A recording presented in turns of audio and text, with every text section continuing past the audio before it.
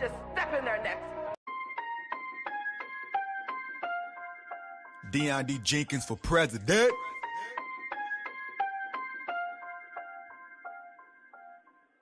I'm about to drop my album. Who needs to go platinum?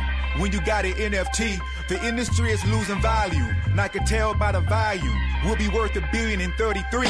Mona Lisa even said fuck the masses. Even raccoons follow anything that lead to trashes. Backyard Scared to death, Negro. We try not to slam the back door pause. Ever since I was a little kid, I knew my calling. It was troublesome. I used to walk to school and walking through the streets of the shadow of death. I didn't have any fear, even though niggas would shoot you through your cashmere. I stood up for my principles and got suspended for fighting by principles and living right like I'm supposed to. Never follow stupid niggas. I was too busy escaping the system I was told to prove to. There is a sacrifice that everybody pay. Whoever got anointed, it be loneliness sometimes. Yeah.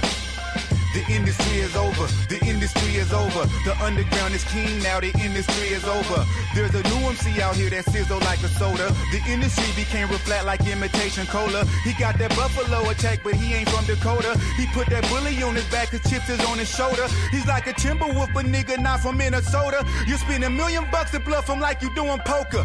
Long live the king, long live the king. Reparations on the ballot, let freedom ring. Long live the king, long live the king. Reparations on the ballot, let freedom ring. Long live the king, long live the king. Reparations on the ballot, let freedom ring. Long live the king. Scared to death, Negroes are my enemy.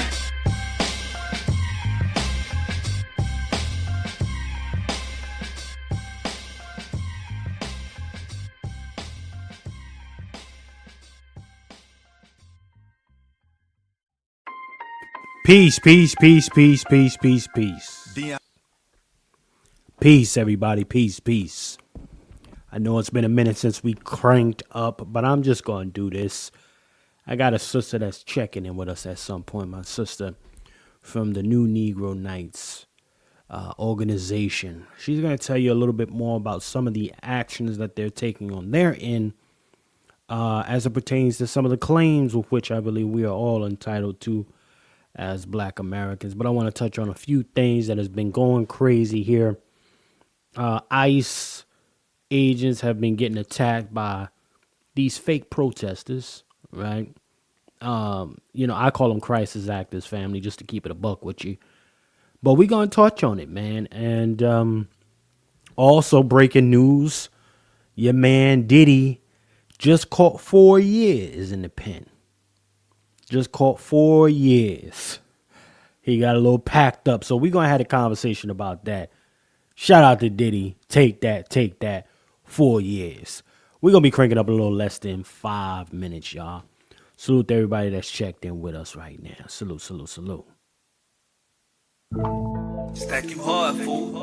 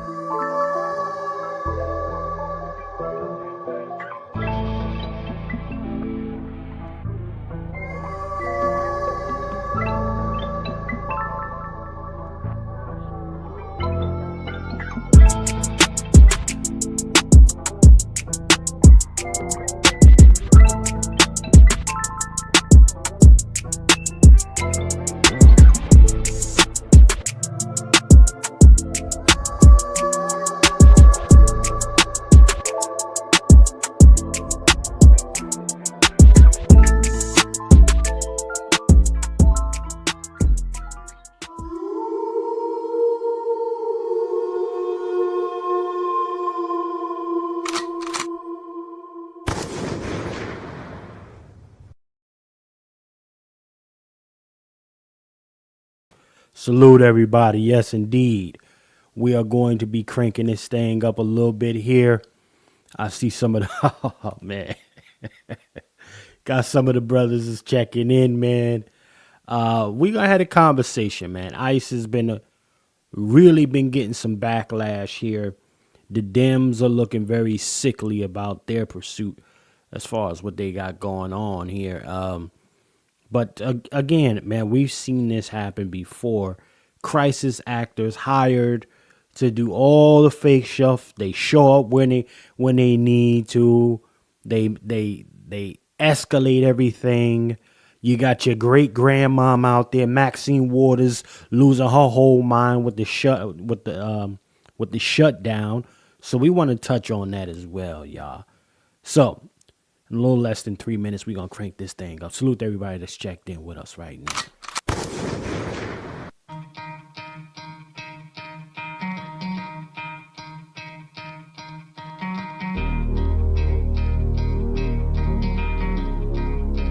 Scared to death Negroes are my enemy.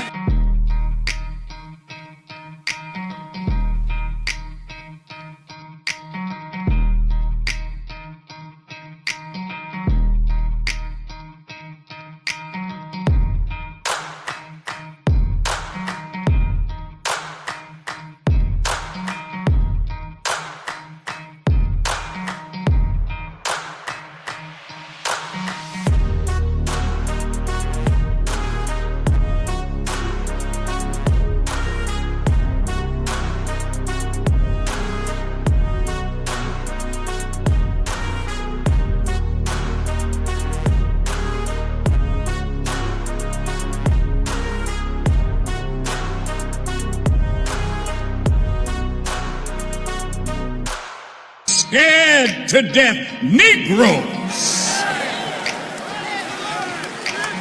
are my enemy.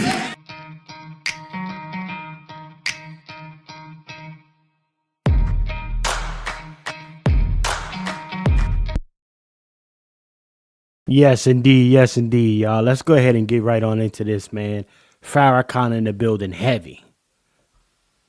All you scared to death Negroes. Yes, indeed, Brother Farrakhan. Let's go ahead and get started, y'all.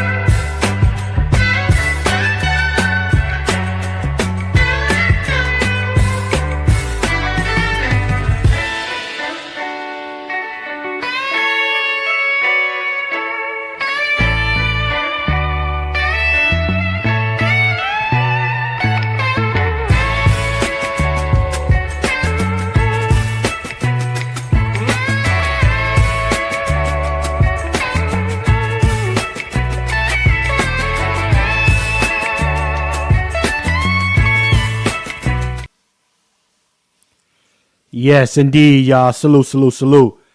Peace to everybody that's checked in with us right now. Yes, indeed, it has been quite some time, man. But if you're here for the first time, you're not here for a long time. I am your host, Chef C from New Jersey, bringing you on there next. But our brother company here, Pat Talk for today's conversation. All right, ladies and gentlemen. And I want you to also know that today's program is brought to you by Bloodline Films in collaboration with LWF Training. Our brother Juan J. Johnson believes that there is a lone wolf in all of you, ladies and gentlemen. So definitely go check him out for all of your firearms need. LWFtraining.com, ladies and gentlemen. Go check my brother Juan J. Johnson out. Okay. I got a guest that's going to be coming in here, and I'm going to bring my sister up, my sister Kim. Salute to her. She's headed up with my brother, the Negro, for the Negro Nights Club, and they are taking the fight to these folks in a different way. But I think it's also a highly necessary way with which they plan to roll out some of their plans against this illegal corporation that is the United States, how they've aggrieved us over the years. So I'm definitely going to bring my sister up first. But in the meantime, before we get there, man, let me go get my little homie Chef in here. I know it's been a minute, y'all. It's good to see all of y'all too as well. I see the numbers is going up. Good to see y'all. I know it's been a minute. And put it all on Chef. It's not against the brothers. The brothers, it really been on me. I've been running around handling business, and the brothers, they've been pretty busy themselves, and some things been going on. But it's definitely been on me while we haven't been live. So I apologize if anyone felt some type of way. But again, in order to make sure that we are here regularly, we need to see the support, ladies and gentlemen. If not, we cannot do it as regularly as we would like. It's just what it is. We need to get to our bags. My brothers got to get to their bags. I got to get to the bag, because it costs us to do this. So, nevertheless, let me know if you're in the building. And also, I just on GP, I want to say a major thank you to the ones that always put on and support us. We really, truly appreciate y'all, man. Straight up. But let me get a little homie Chef in here. Peace. If you're in the building, holla ya why. Huh? Oh man, we got the guard. My brother ABM is in the building, y'all. Did you hear me? Salute to our brother ABM. Peace, ABM. That's my guy right there. Salute to ABM, man. If you're free, ABM, check in, man. I'm gonna drop the link if you feel like cooking on it. Let's see who else is in here. Let's see. Do I have my sister? There we go. Sister Star, what's happening with you, sis? Good to see you, as always. Salute to our Sister Star. Peace and blessing. Peace. Let's see who else is in here. And of course, we got the guard, our brother Q from Let's Talk 2 coming through in the building. Yes, indeed. Shout out to Lil Chef, y'all. Shout out to Lil Chef, man. All right. But we do have a special guest here. We got my sister Kim in the building. We got our sister. And she said, you know what, Chef? I want to bring this attention to our folks. Make sure people are aware of what's popping, and what we're planning to do over here at the Negro Nights Club. As far as taking some of these lawsuits and putting some shit on these folks' back. So salute to that sister and her organization, making the efforts, really taking that first step in the right direction, man. So I'm going to set her up with something right here. I want to go to a particular case. Now, this young man here, fair use to everybody. This young man, right? This brother, and I think this was maybe a year ago or something, but I still want to bring it to everybody's attention Yeah, this was like last year, and this gentleman was trying to bring a bill to the House Speaker, just to bring it to their attention, and they were blocking this young man from bringing this paperwork up there so that the folks can actually look at a plan for reparations for our folks. Okay. And this is some of the opposition with which we continue to see when it comes to the advocacy and progressive movement for our lineage, for our bloodline. So I wanted to share this with y'all, man. I don't know if how many of y'all seen this, but I'm definitely gonna pull it to y'all. Fair use, of course, ladies and gentlemen. Let me bring this to you. Okay, I'm gonna drop this down here. Pardon me. Bear with your boy. Also, in the meantime, just make sure you like, share, subscribe if you haven't already done so, ladies and gentlemen. All right, let me get my brother Q up in the building. Q, man, what's happening with you, Q? Q, what it look like, baby? Tell me my audio is good. It's a little wishy-washy right now. Give me 2 seconds. Yes, sir. Let me get my sister Kim in the building. Sister Kim, salute, sis. You in here? Sister Kim, you in the building? Yes, I'm here, brother Chef. Thank you for inviting me. I appreciate you and appreciate the platform. Absolutely, sis. Always a pleasure. Let me see, brother Q. How you feeling, man? You good? Oh yeah, he working his thing out. Well, I want to play this in the meantime while everybody work whatever it is they got to work out. My brother Q getting it together. This young man right here was bringing a bill, and he was being blocked, y'all. Now, a lot of times, it's always talks of people never getting the paperwork, right? When it comes to reparations, there's always talks of that, right? And in this particular case, this young man was one of them who literally tried to go to the front and said, listen, everybody acting like they never got it. They don't hear what the hell we're talking about, etc. I'm going to bring it to you personally, right? And in this case, he's there, and now people are blocking him from even getting to the front. So let's go ahead and play this. So this is Assemblyman Mr. Bryan. He's mad I brought up the reparations vote. So he's preventing me from speaking. And he's trying to block my access here. Why are you so upset? You vote for 3 strikes. You put black folks in prisons, but here now for you 3 want to be a reparations person. Well, But you we won't should vote have for the bill. We should. I we should supported the have a bill all conversation. session. Then bring the bill. Will you vote for the bill, Mr. Bring the Senator? bill. Will you vote for the bill? Bring it up. Will you vote for reparations? Bring it I up. would love it. Bring it up. Let's vote for reparations Bring together. it up. Bring it up. You in, Bill? Bring it up. I didn't think so. Bring it up. Look at these suit cats. So you got to do with the camera that's like, listen, let me try to get up there. Let me do what I got to do. And it be these suit cats that always block folks. Oh, man, the wolf is out. Hey, the wolf. Listen, brother, Wolf is in the building, y'all. Listen, Wolf. I'm going to hold the sound for the wolf until the wolf actually check in, man. But brother Q, how's your sound working out, sir? Is it better now? Yeah, you nice and clear, Q. Salute, y'all. Salute to our brother Q for checking in, man. Salute. Brother Q, how are you this afternoon, sir? Oh, I'm feeling extra white tonight. Extra white. Ready to have this conversation, man. And it was definitely, I was actually laying down watching something and seeing your email and said, absolutely. Yes, sir. Been looking forward to this conversation. I'm glad. I like the appetizers that you have set up for the show, and really, I have to emphasize what you had reiterated in the opening. For we need sponsors for the show. We need people to like, share, subscribe, push this out to the YouTube algorithm because, like Chef C said, a lot of times we don't have the resources to be able to put together a show with a multiple of panelists. And we all know that it's time worthy. Right. Time is money, as they say. And, we just ask that you kindly donate what you could donate.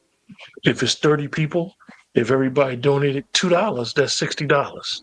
I mean, and sometimes we have to look at it like that, where you may say, well, I'll just donate $2 a week to the brothers program. If we can get 100 people to do that, that's $200. That's crazy. And that's how we have to look at it. And that will make a difference. That will push us to do more, to understand that, we really are trying to work for the people. This is something I know I don't really particularly like what I do for a living, but this is something that I love to do. But love don't pay the bills. Love don't pay to have our shows running. So we really appreciate those who know how to show up and show out for us. But we need to grow our audience and grow what we're trying to do and why we're trying to do it. We're trying to give everybody tangible understanding, come up with solutions, come up with stuff that instead of when we look at ourselves 3-4 years down the line to say we want from here to here, right, and not where we're stagnating, where we're just reiterating the same thing. Because the fact of the matter is that the black family is really getting their asses kicked right now. Come on. Oh, man. Here go. And if we don't step up, show up, and show out for each other, we're going to continue to get our asses kicked. And that's just the bottom line. Some of us been talking about reparations for the last 7-8 years, but the reality is right now we ain't been nothing but keyboard warriors. So let's really take advantage of that. Take the opportunity, seize the moment. This is our moment. This is our one of the sisters that's in the chat. Y'all the Cali house of this era. Brothers that's in the chat. Though he's still here, brothers is the Claude Anderson of this era. So we need to step up to the plate and really be serious about true liberation for our people, because we know those in position, they ain't nothing but gonna be gatekeepers. So, appreciate Chef C for extending the invitation, and know that Pat Talk, the patriarchy, this baby that Chef C and Dr. Short created, let's be serious about this. Let's be serious. Let's really put the work in. Let's really put the effort in. Let's just be serious. We ain't got no time to waste. With that, I'm gonna land my plane for now. Salute to our brother Q, man. That's a whole fact from brother Q. Just keeping it an absolute. Listen, ladies and gentlemen, we just saying, keeping it short and sweet. We will be as consistent as you are. And that's really what it is. We put in a good 57 episodes last year, consistently coming to y'all every week, 1 to 2 times a week last year. And, there should be progress in some area. We even brought you a project, the Patriarch Summit, via internet. We would love to do way more. And in real life, I also tell you guys where you can get involved with some of the projects that I have with my garden in Patterson. So there's things that can always be done, ladies and gentlemen. But nevertheless, we are here, and I got my sister Kim in the building. Brother Wolf, man, if you're free, brother, check in, Brother Wolf. And matter of fact, let me drop the link for Brother ABM in here right quick. Brother ABM, if you want to cook, man, cook on this, because we're going to get to that, we're going to get to this ambush, these immigrants, and particularly your favorite legacy people out here crying and boo-hooing for them all day long. They never know where to show up for black folk when we talk about reparations.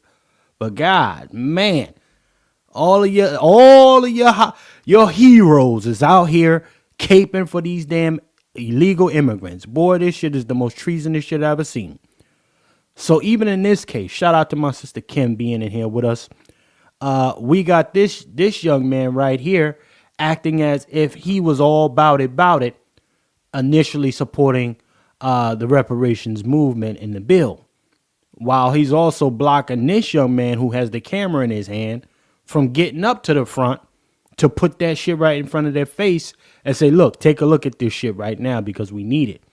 And, I got my sister Kim in here because she and her team are putting something together, y'all, that can help us. And, I'm playing this clip for you, my sister Kim, because this right here, this is a prime example of some of the similar opposition with which you're going to face, right? And definitely would love to know how you plan to get around these goofies like this when you're coming to bring that paperwork to the people who make laws and ultimately may have some pull in making reparations a reality, sis. So I'm gonna play the rest of this and then I want to hear from you, my sister Kim. Let's keep going. I'll vote for it. Bring it up. I'll vote for it. Yeah. So there you go. There you have it. So Sister Kim, based off your interpretation of that click, first and foremost, let everybody know who you are, what you got shaking, sis, and what are some of the moves that you and your team plan on making, sis. You got the flow. Oh, yeah, most definitely. Thank you once again for having me on the floor. Salute to the panel. I'm definitely familiar with Brother Lone Wolf. I think Brother Q, I've watched you and heard some things you have to say, but I've never really participated too much. But you always sound strong. You always sound encouraging. You're always trying to, put the pieces together. And so I just want to let you know I appreciate you're enthusiastic about what we're doing and just the labor that you put in to present hope. And so I just wanted to kind of put that out there a little bit. And for me, I have been studying for a long time as for some issues, us against them kind of situation where when it comes down to power, we don't have any. When it comes down to a strong educational system that includes our precious children being, treated right, with me as a woman and me as many women, we're falling short. I look at, our financial situation. There's holes there. All our monies, we're putting our money into bags that has holes in it. And you guys got to bear with me because I'm multitasking and also getting dinner ready. But I've been studying over the years in regards to what's going on in our community that has been bothering my fiber of my being. And so, with that being said, I have begun to think that the first thing that is necessary is no longer to depend on a system that can't deliver. And I watched over the years, we've tried everything with these Democrats and these politicians, and they just full of lies, and they have misused our trust. So I've learned how to maneuver and come up with strategy over the last 10 or 15 years. I've sat as second chair to attorneys while I, make sure my family is secure by buying houses, getting some people off the street by buying transitional housing, and then at the same time, beginning to address some of these situations legally. And while I was doing that, we were getting a little too close to our supposed to be cousins and brothers who look like us. We welcomed them into our community, only to find out that their whole purpose was never to build with us, but to take over. So I've been studying who our enemies were, but been very quiet on the background. Haven't really ran too many spaces on X. Just haven't really been seen, because I like to kind of work in, incognito a little bit. And then when I show up, I like to show out, whether it's with money, whether it's with support, whatever it is. And so currently I've seen the Office of Budget Administration attempting to commingle African Americans with Afrikaans from off the continent of Africa. And so, me being a full-blooded Negro, my husband a Negro, I realized I had children. My children doesn't like to be called Negroes, and so they like to be called Foundational Black American. I'm okay with them. They're still my kids, And so, anyway, I began to see that a lot of the resources that us old Negroes have made a way for them, they wasn't getting anything, no summer jobs. My young people are struggling with just trying to, stay in school without being slammed to the ground by police officers. I'm watching, the principals in the schools actually shutting them down, not giving parents an opportunity to come up and have any say as to the things they're doing wrong to our children. So I'm just watching, all our rights being taken away from us and passed to someone else. So I said, okay, now that I'm settled, I came out here to Dover. I moved from California, still got property out in California, still got the nation, the New Black Nation United in California. Got some property to help people, stop being homeless out there. Still got some things going on in California. Got the Negro Black Knights Club in Connecticut and also here in Delaware. And I independently started a Negro Black Nation United government here in Delaware. And in the process of doing that, I seen that the immigrants had began to just take over a lot of the school settings, take over a lot of the education related to Black history, slavery, and they were making money off of it. And we wasn't really benefit from their involvement. And then I start seeing them just actually commandeering civil rights, commandeering, the 14th, 13th, 14th, and the 15th Amendment. Just kind of start watching the intent of their heart. And it's nothing that made me feel that personally that our people were safe. They just started to remind me of an invasion. And even though they're not the kind of invasion we see on TV, but they're like the body snatchers. Every time I turn around, something was coming up missing when it came down to them. And you say, well, Sister Kim, what's coming up missing? Well, first of all, we got the Amber Alert. We wasn't having over 300 to 500,000 sisters and children, Black sisters and Black children coming up missing until we started to let a lot of these immigrants come into our state. And now, since they're here, no one wants to identify all the wrong issues that are associated with them: smuggling, racketeering, coming up with false and fraudulent information, fake marriages, scamming the old people, all kinds of, illicit behavior. So I said, well, okay, let me see if the Office of Budget Administration is going to go ahead and properly classify them where they're supposed to go. So the Office of Budget Administrations and the ones who are actually responsible for that, they're immigrants themselves. And so what they decided to do in order to hide the situation we're currently dealing with ICE and them mistaking Black people for immigrants, is because of them trying to protect immigrants that they're associating to be Black or Black Americans or Black something. I had wrote to them and politely asked them to consider historical history, that my ties to Black Americans is based on a generation of birth. It has absolutely nothing to do with foreigners coming from Africa. But lo and behold, they ignored that piece of evidence, that piece of fact, and started to commingle our people, our children, our right, our history, our preserved culture, our preserved, money and different things that we have, like Negro funds, that money we have. They have now made that kind of treasure available to anybody. So I said, well, okay, so since you ain't gonna listen, well, how about I do this?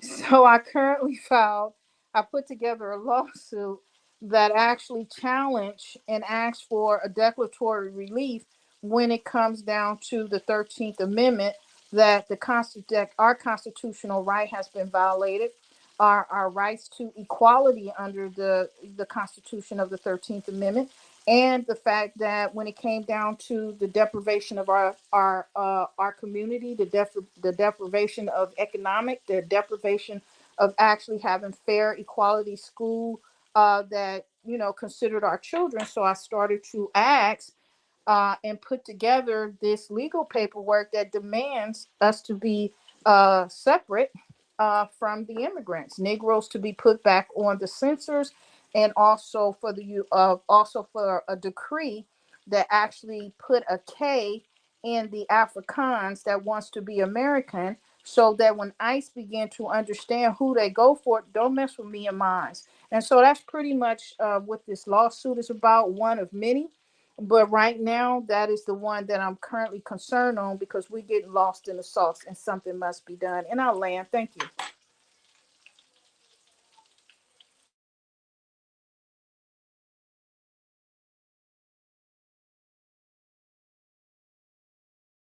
Pardon me, Sister Kim. I was trying to put the Office of Budget and Management up so people can know, because a lot of people, I'm not even gonna hold you. I can't even assume that everybody understands what Office of Budget and Management is, right? But essentially, for those of you who aren't up to speed, which is okay, the Office of Budget and Management essentially controls the classifications of what we are seen as, particularly in different race and ethnicities here in the United States. They are the ones who essentially say, okay, certified in the books, this is what that group of people are called, okay, particularly their ethnicity.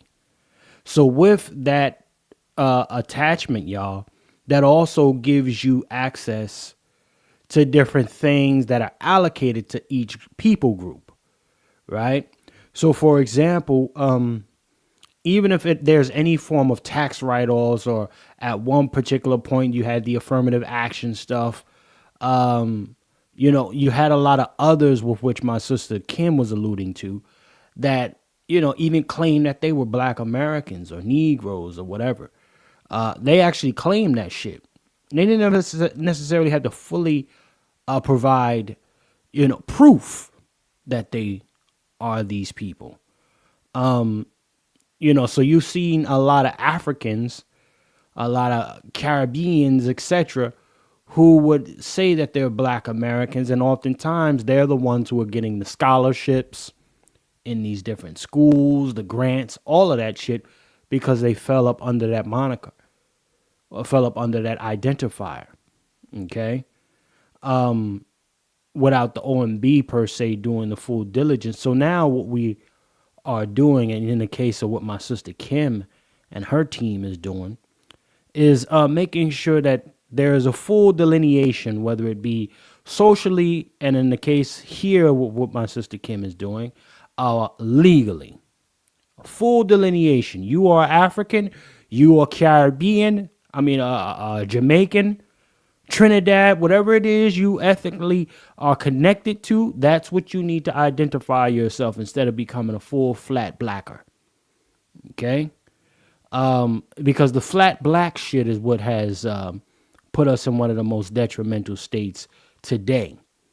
How is it that all these other groups have their own little cities or communities all over the country, but Black America is essentially non-existent now, right?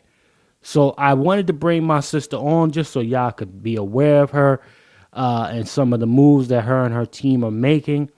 Really just going to go ahead and approach that. And what I think, Sister Kim, at this stage is, the question would be somewhat asked, what makes you and your team qualified to be the people to take this thing the distance?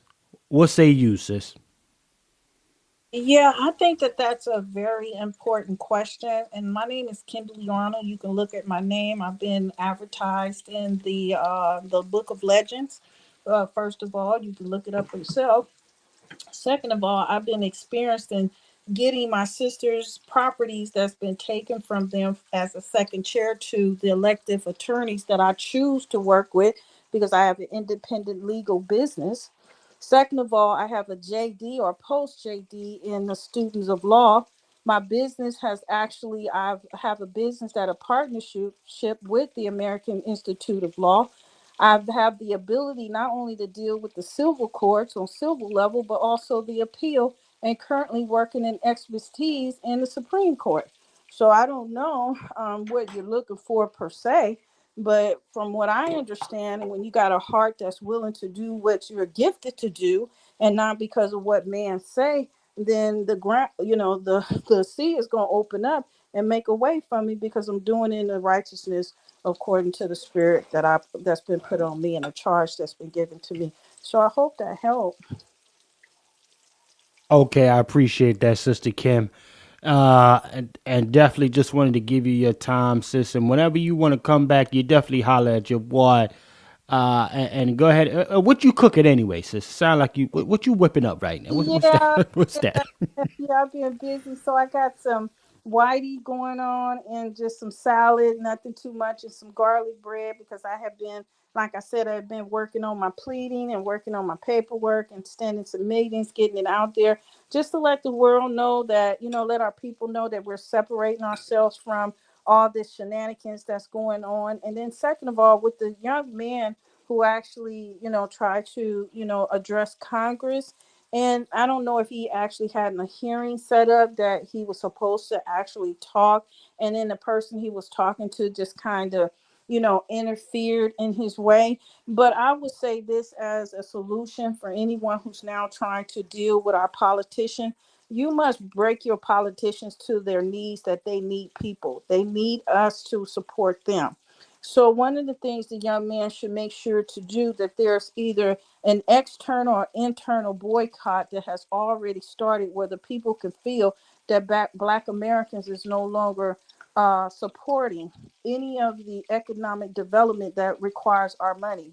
Second of all, they'll be looking forward to talk to that young man because the people are supporting his effort by, not moving any money, not moving any ideas, not letting them have access to our children, having a full out call out to not a protest, but a restraining order that basically saying we're restraining our funds, we're restraining our money from being in the bank, we're restraining police to be in our community, we're restraining any kind of support or any help that they're accustomed to us doing.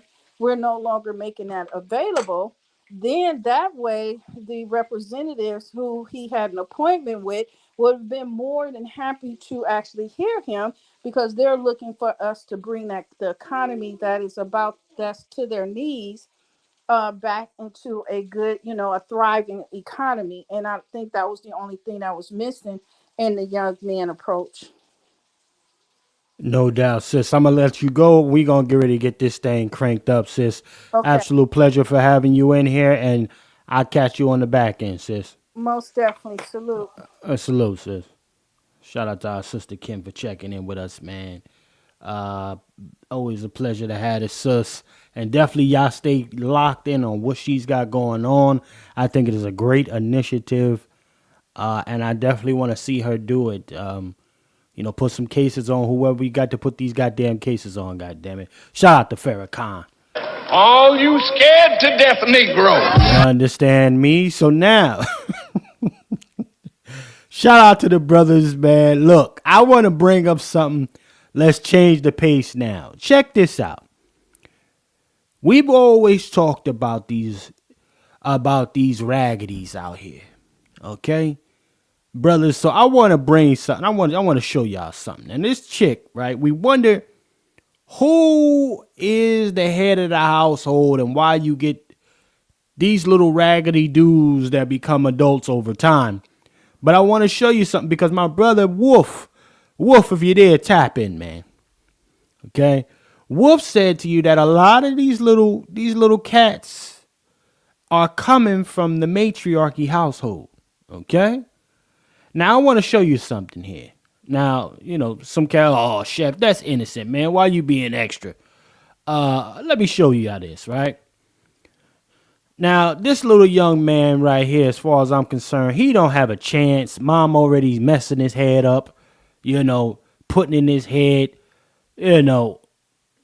just it's kind of like, it's extremely degenerate as far as I'm concerned. These moms, they like to use shit for their egos because they haven't really made really good decisions in life. So they use these little sons and the dad ain't nowhere to be found, right, in this particular situation. Because why are you asking your son Okay, but I'm gonna go ahead and play this clip, and y'all let me know. I'm gonna go to my brother Q, and then I'll go to brother ABM. Man, check this out, y'all. I'm talking about me. Okay. So what you gonna do if your partner say, "Damn, your mama fine"? Okay. Oh, that's what you gonna do.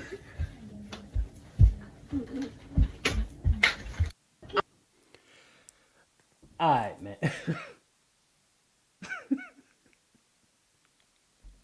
Brother Q, did you see? This is the motherfucking problem right here, man. This is the problem. Oh, chef, it's innocent. He had a toy gun. That's a little mom and son moment. Why you being extra, chef? I'm gonna play this one more time, man, and then I'm going to Q, man. Look at this shit here. I'm talking about me. Okay. So what you gonna do if your partner say, "Damn, your mama fine"? Okay. Oh, that's what you gonna do.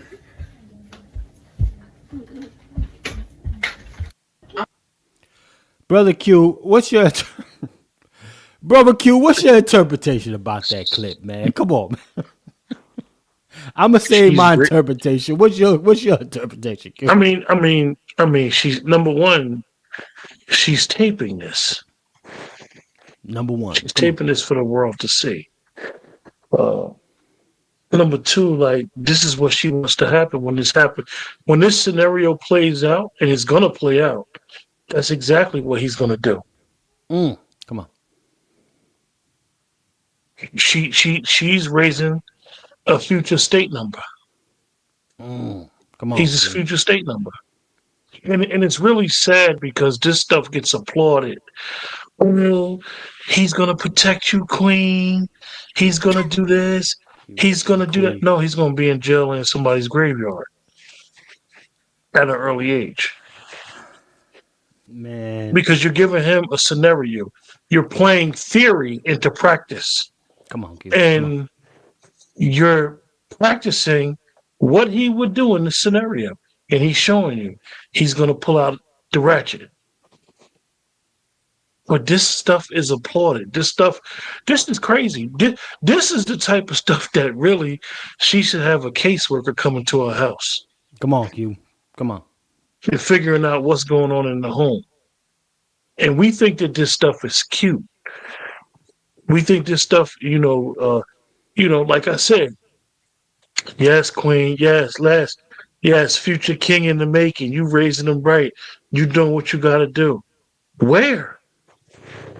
And even in the scenario she presented for Lil Man, where's this going to be practiced? But what we call the inner city smorgasbord of degeneracy. This should not be a scenario ever played out that a woman should want her son to reach for a toy gun. Let alone nowadays, everybody cries all this racism stuff. So why would you even have your son with a toy gun? Until he's of age to go to lone wolf firearms training. Right. He should not be learning nothing about a ratchet. Well, we have to stop. We have to. One of the things that I got from Kim when she was explaining, and one of the things that we have to do is we have to police our own community.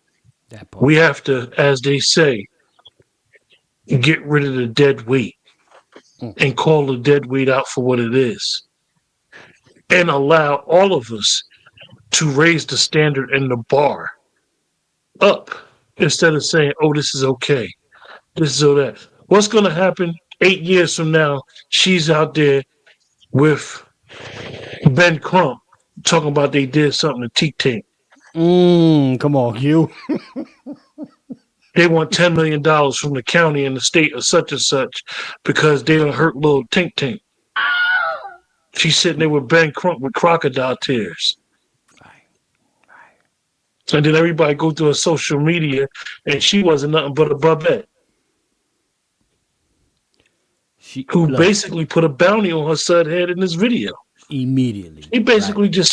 She basically, I don't want to be the get off my lawn type of person, but this right here has so much symbolism theory, like I said, theory into practice, all from this video. She's taping this. To who? To show off to who? The world? Yeah, you ain't even allowing this boy to be a boy. Nope. You want him to protect yourself or to be in a scenario where, like I said, he reaching for a toy ratchet. Let him on plane, man. Man, come on, Q. Shit, she lining little boy up, man. This is I'm gonna reserve my joint until I hear from brother ABM, man. Salute to man. Well, brother ABM be hard on these hoes, man. But fuck it, go ahead, ABM, man. Talk to me, man. Good afternoon, brother ABM. Hey, what's up, man? What's up, Q? Wolf, if you listening, what up?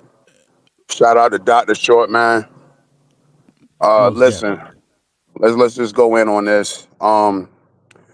First of all, take a look at this chick. It looked like they live in a basement. Her head is almost touching the ceiling. That's proof positive you don't have your shit together as an adult. This is another son husband. She's raising this little boy to be the gangbanger that she finds attractive. That's the type of guy she screws. Of course she's filming it, Q, because this type of lowbrow element that we have amongst us, this is what they think is funny. It's cool. And I mean, I'm not even exaggerating when I say this. She's raising this boy to be exactly what she finds attractive. Come on. It's the proverbial son husband. Baby daddy is probably in jail or dead, or she probably don't even know who the hell the father is, or he's somewhere in the fucking courts filling out paperwork trying to get custody to get his kid away from this shit. And of course, the courts are going to give him a hard time. So everything Q said is spot on. This little nigga end up dead 10 years from now. He'll down some street corner and is most likely going to be behind something a woman's put the battery in his back to do. That part. Come on, ABM. You know, the 8 gangster Crips in the rolling 60s had a whole fucking war for a decade, allegedly behind some broad at a party. You know? And then, you know, she'll blame the father that wasn't there. She'll blame the white man. Well, where was the father? Fuck the father. You're right there. You're standing right next to him. This is lowbrow trash. Come on. That doesn't get called out nearly enough. And then on top of that, once this boy becomes of age, mama won't have shit for him. She's not going to have a college fund for him. He probably won't read on grade level. She won't have a car for him. She won't have anything that'll give this boy any type of head start in life. He'll be sent out into the real world with nothing, right? And then other women will then look at him, other women his age will then look at him and say, nigga, you ain't shit. When he's a product of the very fucking black women that's saying he ain't shit. He's a product of that. I feel sorry for the kid. But far as the ratchet, as far as this dollar store Cardi B right here, no, I don't feel sorry for you. Because when that boy ends up in a Supermax, he's going to blame his mama. I'm telling you, I got a cousin, and this is real shit. I got a cousin, and I'm going to go ahead and say it. He's the family hitter. He got a couple bodies on him. Right. He blames his mother. Because damn near every family got one. That's a fact. He blames his mother. He'll tell you, hey man, when I was young, my mother always got mad at me and beat my ass because I didn't go and fight for my brothers and I didn't go bust a nigga head for my sister. Then when I go bust a nigga head, you know, then I'm the black sheep of the family. He'll tell you this.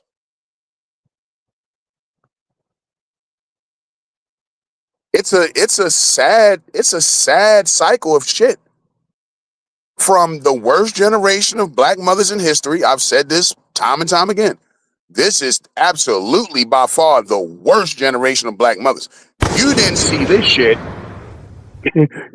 you didn't see this shit in the crack era.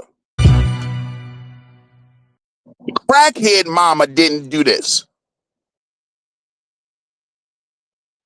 Pac made the song, even though you're a crack fiend mama, you're a black queen mama. You can't say that shit nowadays. That's a fact. This ain't queen behavior. This is just it's the Jezebel spirit that the Bible talks about. Come on, wake it up. It's a nasty, and a lot of women do this shit because ultimately they're mad at men. They take these traumas out on their boys. So baby daddy don't want to be with her. I wouldn't want to be with her either. I'm not living in a fucking basement. So you're mad at men because now, you know, you're stuck with the kid and you're poor and you're broke and all that shit. So you take the shit out on the guy, on the kids. You take it out on the boy. This is what they do. So, hey, good luck, boy. Good luck, kid. But we know, we most likely, you know what I mean, how we all know the likely scenario for this boy when he becomes an adult. And it's sad. But we have to start separating ourselves from our trash. Come on. You know what I mean? We can't continue on feeling sorry for people. And I hate all y'all niggas out there who talk that shit. You know, I think we need to mentor these. No. Keep King Von Jr. the fuck away from me. Oh shit! Come on. AB. I don't want to be nowhere near that little motherfucker. I don't want to be nowhere near that little gangbanging nigga. You understand what I'm saying? Q said he don't want to be the get off my lawn guy. Nah, fuck that. I'll be the get the fuck off my lawn, kid. Oh, you some uppity niggas in here, man. fuck all that. Nah, I don't want to be your neighbor. No, I don't want your kids playing with my kids. Nah, we not coming to your kid's birthday party. Make no mistake. I'm saying get off my lawn for me. For him, we jumping right over that caucus. Oh, what the fuck? Dog, I'm calling the cops. Yo, y'all fucked up, man. You put that little nigga in a shiesty mask you want to. I'll call the cops on his motherfucking ass. Get these niggas from in front of my house. Fuck that. Nah. We can't, dog, nah, man, we can't, feeling sorry for him and all that shit. Dude, we did that in the 90s, man. Y'all remember the 90s? All that shit is old now, yo. All this shit, yo, you know what I mean? All this forgiveness and tolerance and understanding and shit. Nah, man. Some of these motherfuckers, yo, they just doomed from the start. And hey, it ain't my fucking fault. No, I'm not mentoring them. Nah, I got my own kids. You want a mentor for that boy? Send him to a karate class. Send him to the basketball coach or something. That's the only time mommy will give a shit about him for real. If he can grow up and dunk. Or if he grows up and, he nice at football or something, mommy will give half a shit then. But, other than that, bro, this boy's, he's gone. He's already gone. Look at him. Look at his hair. Damn, come on, ABM. Look how proficient he is with the pistol. Come on, man. I'm talking about. I'm done. I'll land right there, man. Damn, ABM, man. This nigga ABM. Look at the draw. Look at the draw. You see that shit? See how quick he was on the draw? That's being taught. You know what it is, though? This mom, you could tell by her posture, everything, the way she carrying herself. And you know, if somebody in here that's going to catch the replay or even in here now, this shit is burning to hear it for them to hear it. Oh, why y'all so hard on the little boy and the mom? Why y'all so hard? But look, this is part of the reason why shaming has to come back. Shaming was very effective at one point. Okay? Until they combated and they met shame with single, independent, don't need no man propaganda. They said, okay, we'll raise your shame with government funding and programmings. See, this is barely a little Section 8 apartment. You know it's in the basement. We can all see it's in the basement here. Okay? Little boy already sagging his pants. Little boy already sagging. Mom dancing, so she one of them ones that's out there twerking. Oh, but that's a lineal thing, chef. That's what we do, man. Fuck that. That's what I don't like. Why is twerking acceptable? It's not. It's not. But I digress. Let me stay on this. Mom, honestly, in many cases, and you know, I understand where you brothers is coming from. You know, this is, if Lil Bull is coming up right now like this, that means mom is putting an iPad in his hand, a cell phone in his hand, and the algorithm is raising this young dude. Let's be very clear about that. The algorithm is raising him. And mom is reinforcing it. See, culture, right? Women, moms are the ushers, the teachers of culture. So when the son is around her 24/7, right? And this is why when our brother Wolf says, these young cats, these degenerates, most of them, whether they're young or old, they come from a matriarchy household. Because they're up under moms like this one, who thinks what this little dude believes in. And he wasn't even laughing about it when he shot the little plastic blicky. He waiting until he can upgrade to the real blick.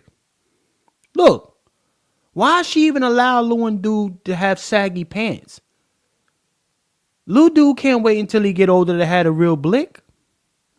And mom out there in the streets. Look at her. You can tell. So when the brothers say, listen, unfortunately, I'm inclined to agree with y'all.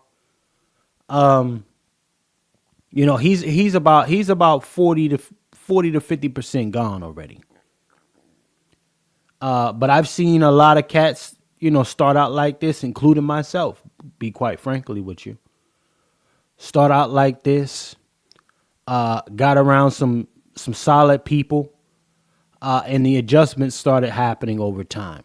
But you got to separate that kid from that environment and even that mom, even that mother. Okay? Because we hear stories about sperm donors all the time. Well, what about these wrecked wombs? Wrecked wombs right here. Okay? Yeah, she can pop them out, but don't mean the product that she's putting out is going to be a solid situation, because she ain't solid. She ain't solid.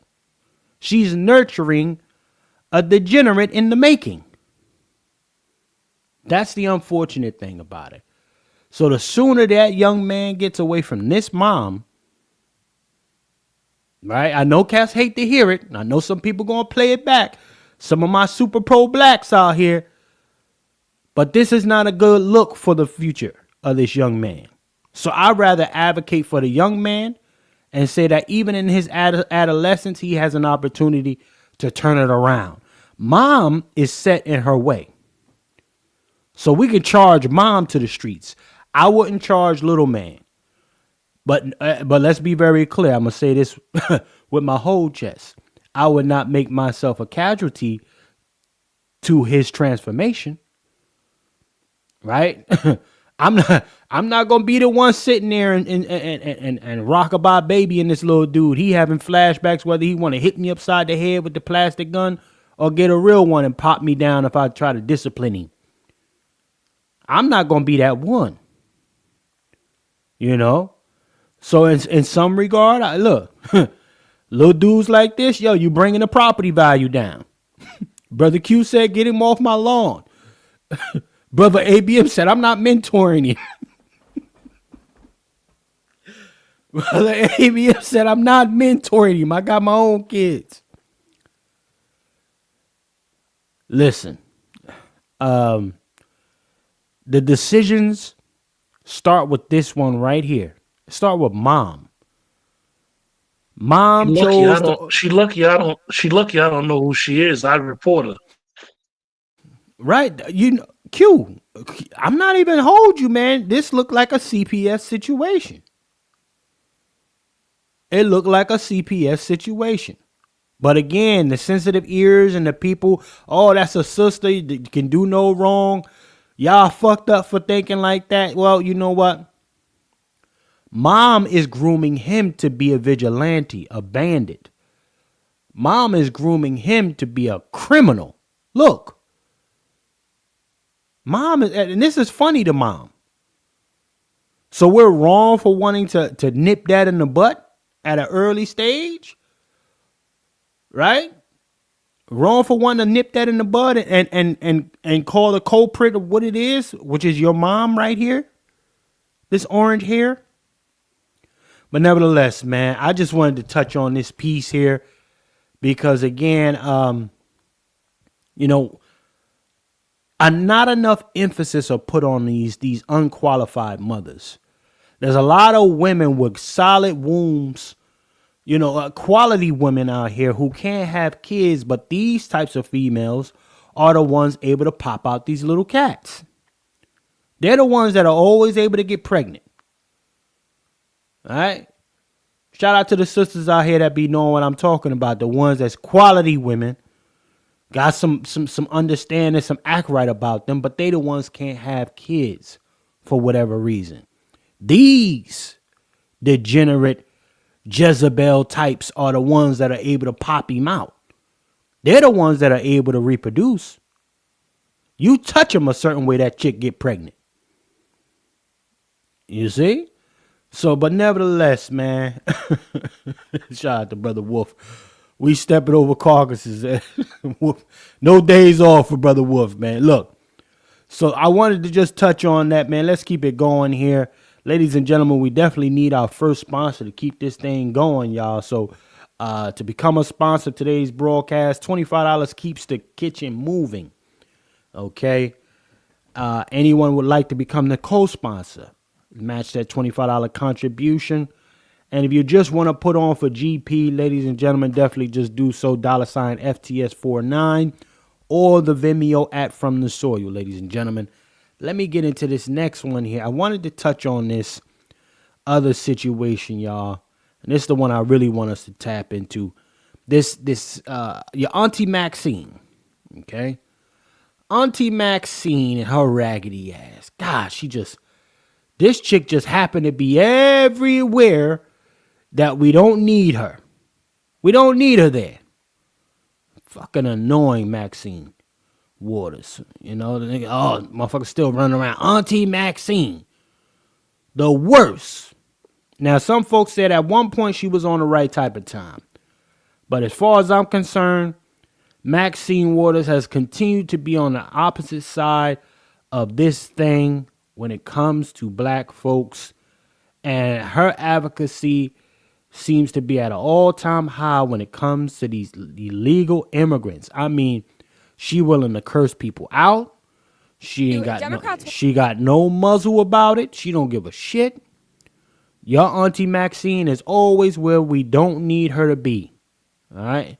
Then we get the dial tone when we need her to be on the site. So let's check this out. Auntie Maxine got pulled up by a reporter asking about the shutdown. So we definitely gonna go to you brothers about this. Right now, of course, the shutdown I think is going on day number 3. I think tomorrow will be day number 3. Y'all can help me out if I'm right or wrong there. But Auntie Maxine, she's stomping down just like the rest of her little partners out there as far as their position. But she was asked about, them advocating for health care for these illegal immigrants. So here's what she had to say. I want to prioritize the health care of illegal aliens over a government shutdown, because if the government does shut down, Americans... Excuse me, stop it right there. We're not prioritizing. What we're doing is saying simply we want to keep the government open, and we want to work with the Republicans and have a bipartisan agreement to keep this government open, and health care is at the top of our agenda. But aren't Democrats demanding health care for illegal aliens? Democrats are demanding health care for everybody. We want to save lives. We want to make sure that health care is available to those who would die, but having the help of their government. So you're good with the government shutdown, even if it means giving health care to people who aren't American citizens? Well, that's what you're pushing on. What you're trying to do is you're standing here and you're trying to make me say that somehow we're going to put non-citizens over Americans. Quit it. Stop it. This is the kind of journalism we don't need. No, I'm just you're divisive. No, you're not. Yeah, no, you're being divisive. No, please. You don't need to ask that question. You're just trying to get controversy here. You're not going to get it from me. We want to save health care for all people. Thank you. Thank you, Congresswoman. Let me go to my brother Q, man. Maxine Waters, she tap danced and slip and slid all over the place about that one instead of answering the question direct. What say you, brother Q? Number one, that lady, as someone who has been occupying a seat in our government, has health care for the rest of her life. That part. So she ain't advocating for nobody. It's clear that the questioner wanted to nail her down to say something specific, and Auntie Maxine, as people say, she didn't even sugarcoat it. She basically answered the question, and that would be yes. We got to realize, man, these peoples are enemies, not just to Black Americans, but they're enemies to American citizens. Period. They tried some slick stuff with this budget, and where it was going to circumvent that big, beautiful bill that the Republicans just put in. Over $200 billion would have went to illegals. And we need to be ashamed of ourselves. Anybody who support that party need to really look at themselves and say, what the hell am I doing? Where these people is allocating funds for illegals, where some of our communities look worse than the shithole countries that they came from. Take a drive down to your main street. No matter where you at in America, take a drive down to what they call Main Street and tell me what you see. Tell me what you see. Tell me how tell me what you see. Go to a VA and tell me what you see. Y'all know some of us is on medication. We know what we got to deal with. The cost of medication going up. Your insurance, you might got good insurance. Your insurance ain't covering it. And these people have shut down the government, basically willing to cut off their nose to spite their face because they can't get what they want for these illegals. That part, Q. And like even this goes with what Sister Kim says. This is a clear example, you guys, of Black American replacement theory. Come on. We got to wake up. We got to see it for what it is. We got to call a thing a thing. These black politicians and that party could care less about you and I. I'm gonna land my plane with that. Salute to our brother Q, man. That's a whole full fact. I want to say, so these folks, man, have been on a mission, and we're gonna find out sooner or later, ladies and gentlemen, that yeah, we call it. Some folks call it a system of white supremacy. I call it a system of white degeneracy. But you're gonna find out, for those who don't look at it in the way that it needs to be looked at, that there has always been an allyship between people that look like us and a whole bunch of others. This is becoming more, the reality that some folks say it's a caste system. That's starting to become a real thing in my eyes. Because they have no, look, everybody that continues to advocate in different ways and make sure that, somehow they have no understanding about what black Americans need, but they can see the need for everyone else. These are your true enemies. These are the true enemies and have been in position to carry out the bullshit that displaces our community. These are the folks, because a lot of folks, there's a great population of black Americans that don't even believe that there's a system in place. Don't believe that system is effective. However, we're looking at the very mechanics and engineers, right? And the maintenance people of this very illegal system, this United States system. Now, I would say Maxine Waters, a Hakeem Jeffries, and alike, these are the maintenance people of the system. Okay? And then you have your Chuck Schumer, who's more so the engineer of it. Okay?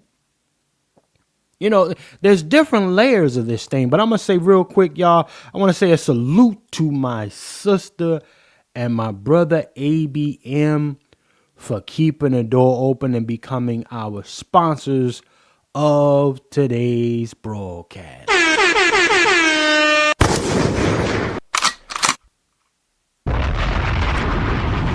Yes, indeed.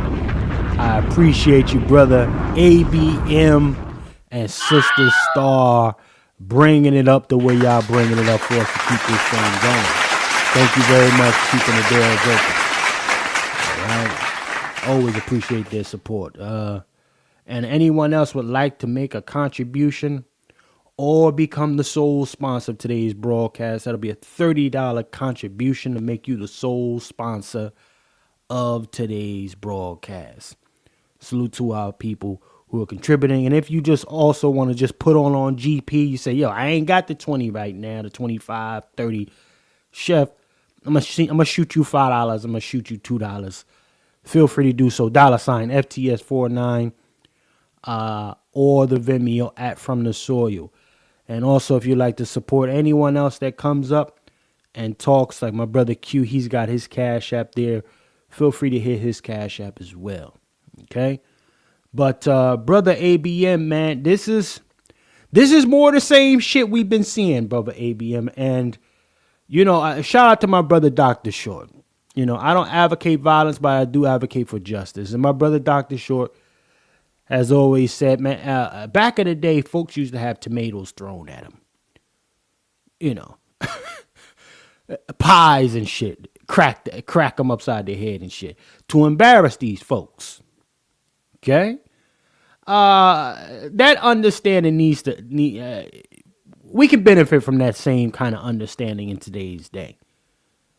Your politicians have no care in the world. This is the problem. They have zero care. It's almost like, we'll just keep calling y'all bluff because y'all ain't going to do shit. Y'all not going to do shit. And we're going to keep setting your families back generation after generation while we're taken care of. Yeah, we don't mind licking these people balls, long as I don't have to live amongst you. What say you, brother ABM, off of what your girl Maxine Waters has said thus far? Maxine Waters is another old black Democrat that's going to die in power. Oh, pardon me, brother Amy, and pardon me, brother Amy, and salute my brother Nico. Good to see you, man. Salute, sister Star, brother Wolf, brother Big Meech, and I think that's it for right now. You got it, brother ABM. Pardon me. Yeah, she's like all the rest of them. She's going to die in power. Old black people do not believe in passing the baton. She's going to die a congresswoman, just like Sheila Jackson Lee did. And then that seat to go to some fucking family member of hers or something, just like Sheila Jackson Lee. Or somebody that the Democrats deem worthy. Like when what's his name from Baltimore? Lewis. Nah, not John Lewis, the other dude, when he died, and then they brought back your boy Edmund Pettisbridge?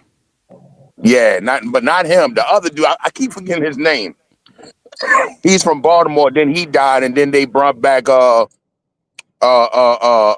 Quasi and Fume.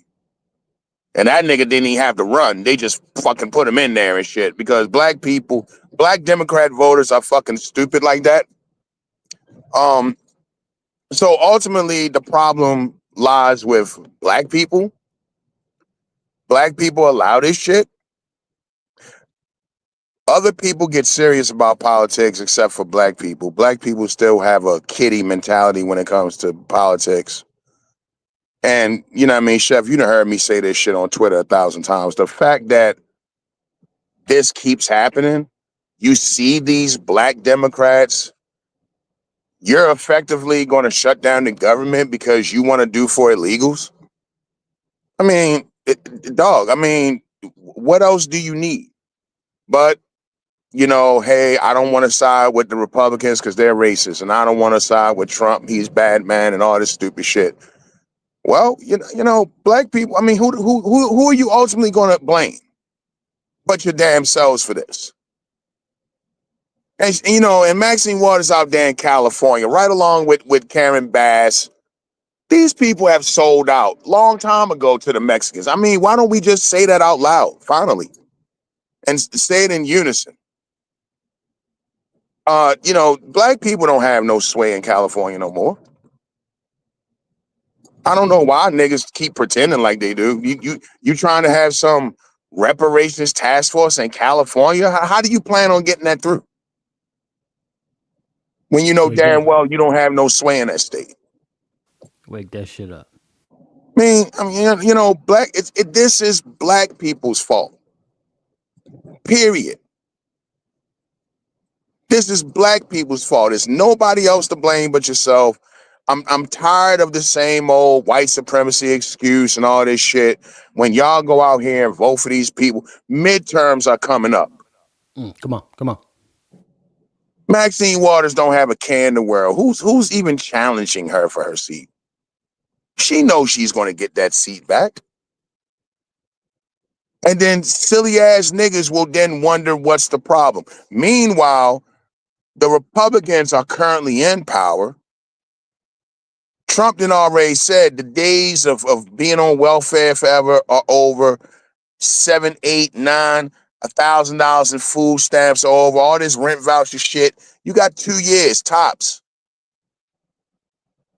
All of that shit that the Democrats gave you years ago to pacify you clowns, you don't even have that no more.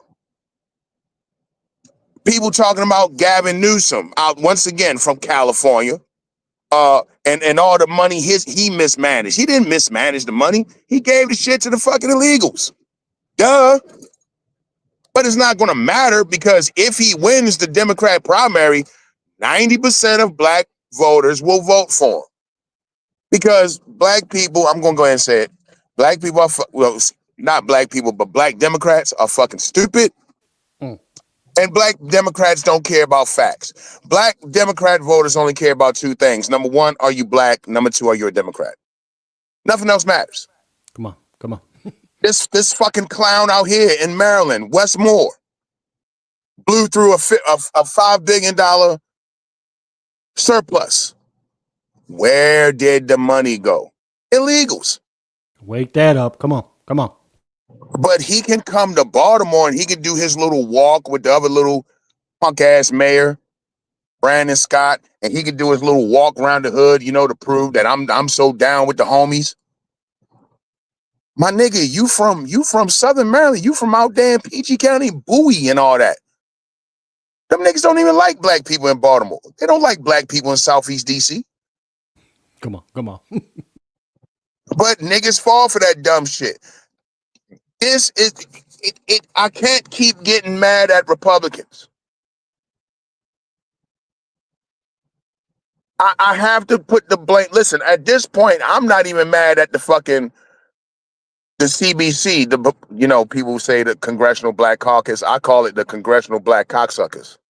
There you go. Come on. I can't keep getting mad at them. I mean, honestly, at some point, I got to look at the people that's voting for these clowns. My anger has now transitioned to all of you.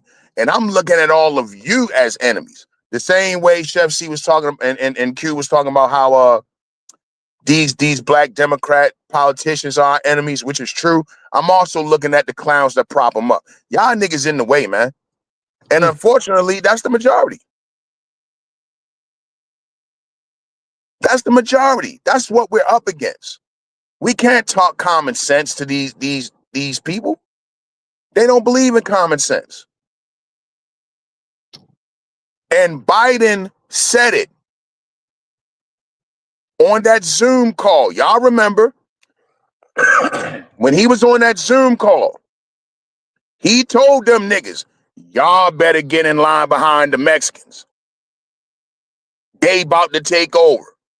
That senile old racist bastard Joe Biden, he got clear that day. He didn't sound like he had Alzheimer's at that moment, did he?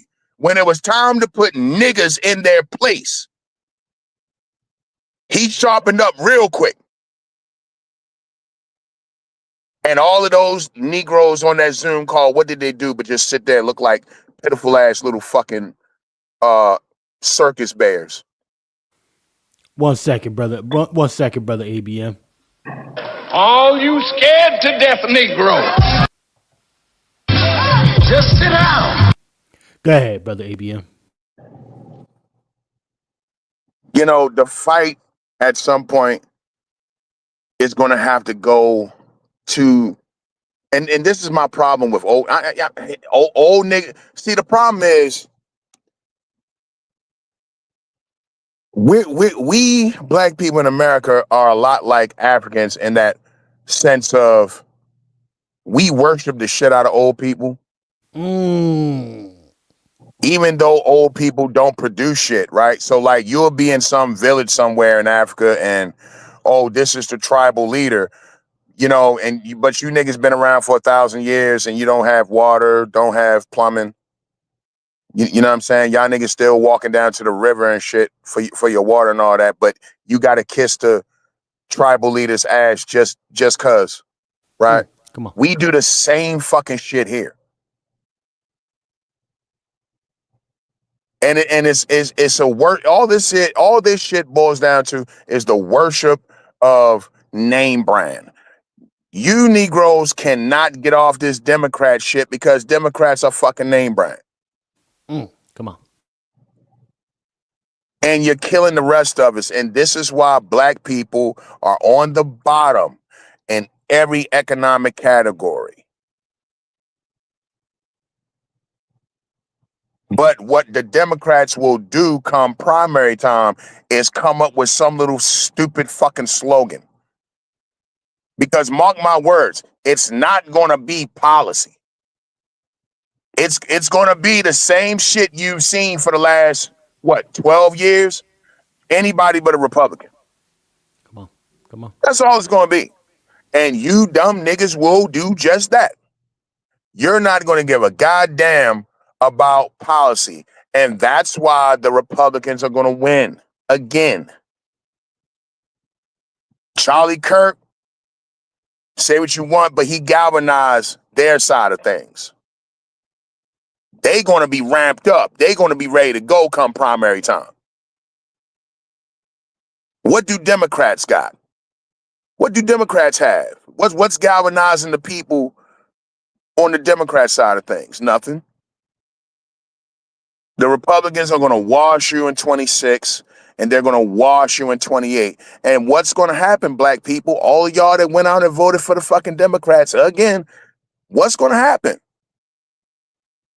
Yes, Project 2025 is here. You goddamn right it is.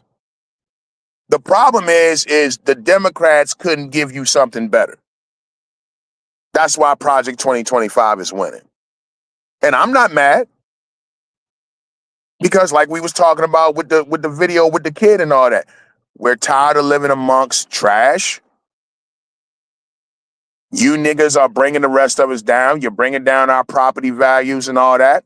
It's the same thing with this. You keep putting in these coons that sell you out. You're hurting the rest of us. So to sum it up, hey, black people got nobody to blame but themselves. The Republicans are going to kick ass again. And a lot of y'all who can't wake up to this fact, you're going to suffer. And people like me, I don't feel sorry for you. I'm not throwing you a life jacket.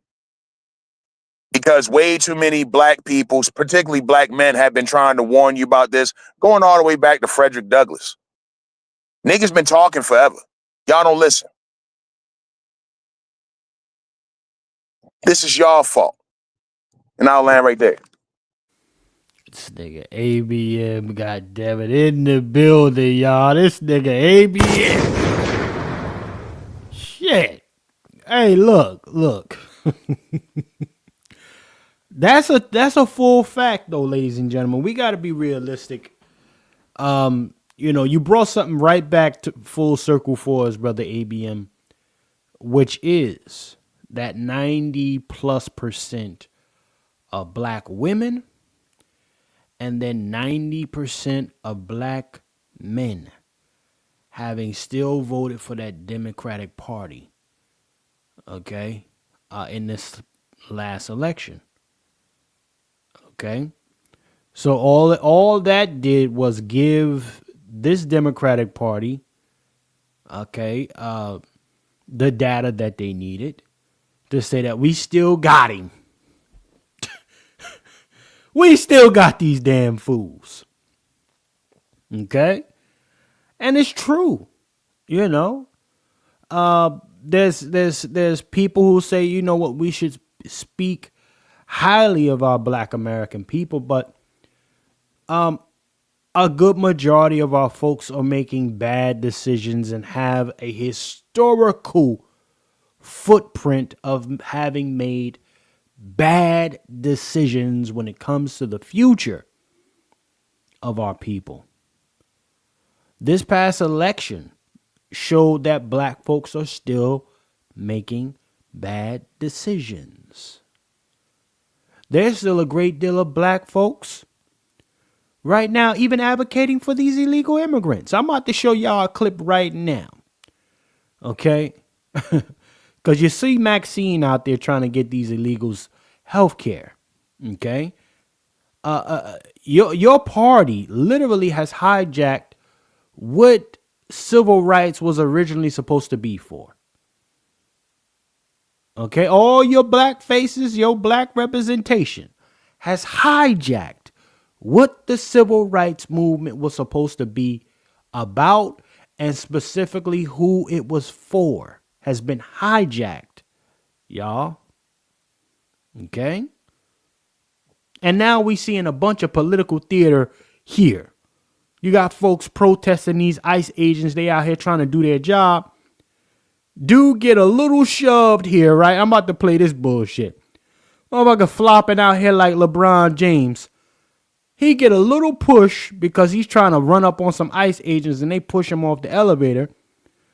And now he faking out and they rolling this motherfucker out on the stretcher. Let me play this shit, y'all. Fair use. This was the wildest shit I ever seen.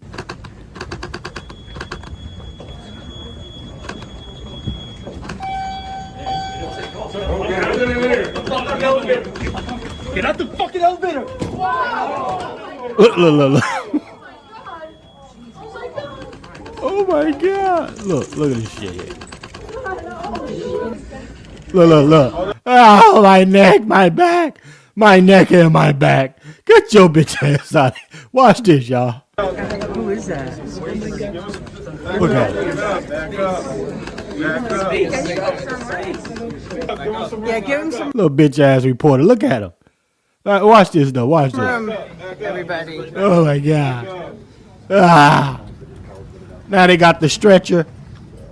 Look at this shit, y'all. They got the stretcher. They got the neck brace. What the fuck? Got the neck brace off of that. Get the fuck out of here. All right, you guys good? Oh, shit. They put him on a stretcher with the neck wrap, y'all. Brother Q. Hey, Q, you seen this clip, man? You don't need a Karen when you got a Ken. The kids are undefeated, man. Gavin knew shit. This cat right here, this little reporter. That was the ultimate flop. That was the ultimate flop. He gonna get paid too, Chef. He gonna get paid for that neck brace and all. This. You did you see this clip before, Q? No, I'm the first one to see it. Some bullshit, yo. This is the shit here. Because again, we're right in smack dab in the middle. Let's be very clear about something, Black America. We're smack dab in the middle of political warfare. Okay.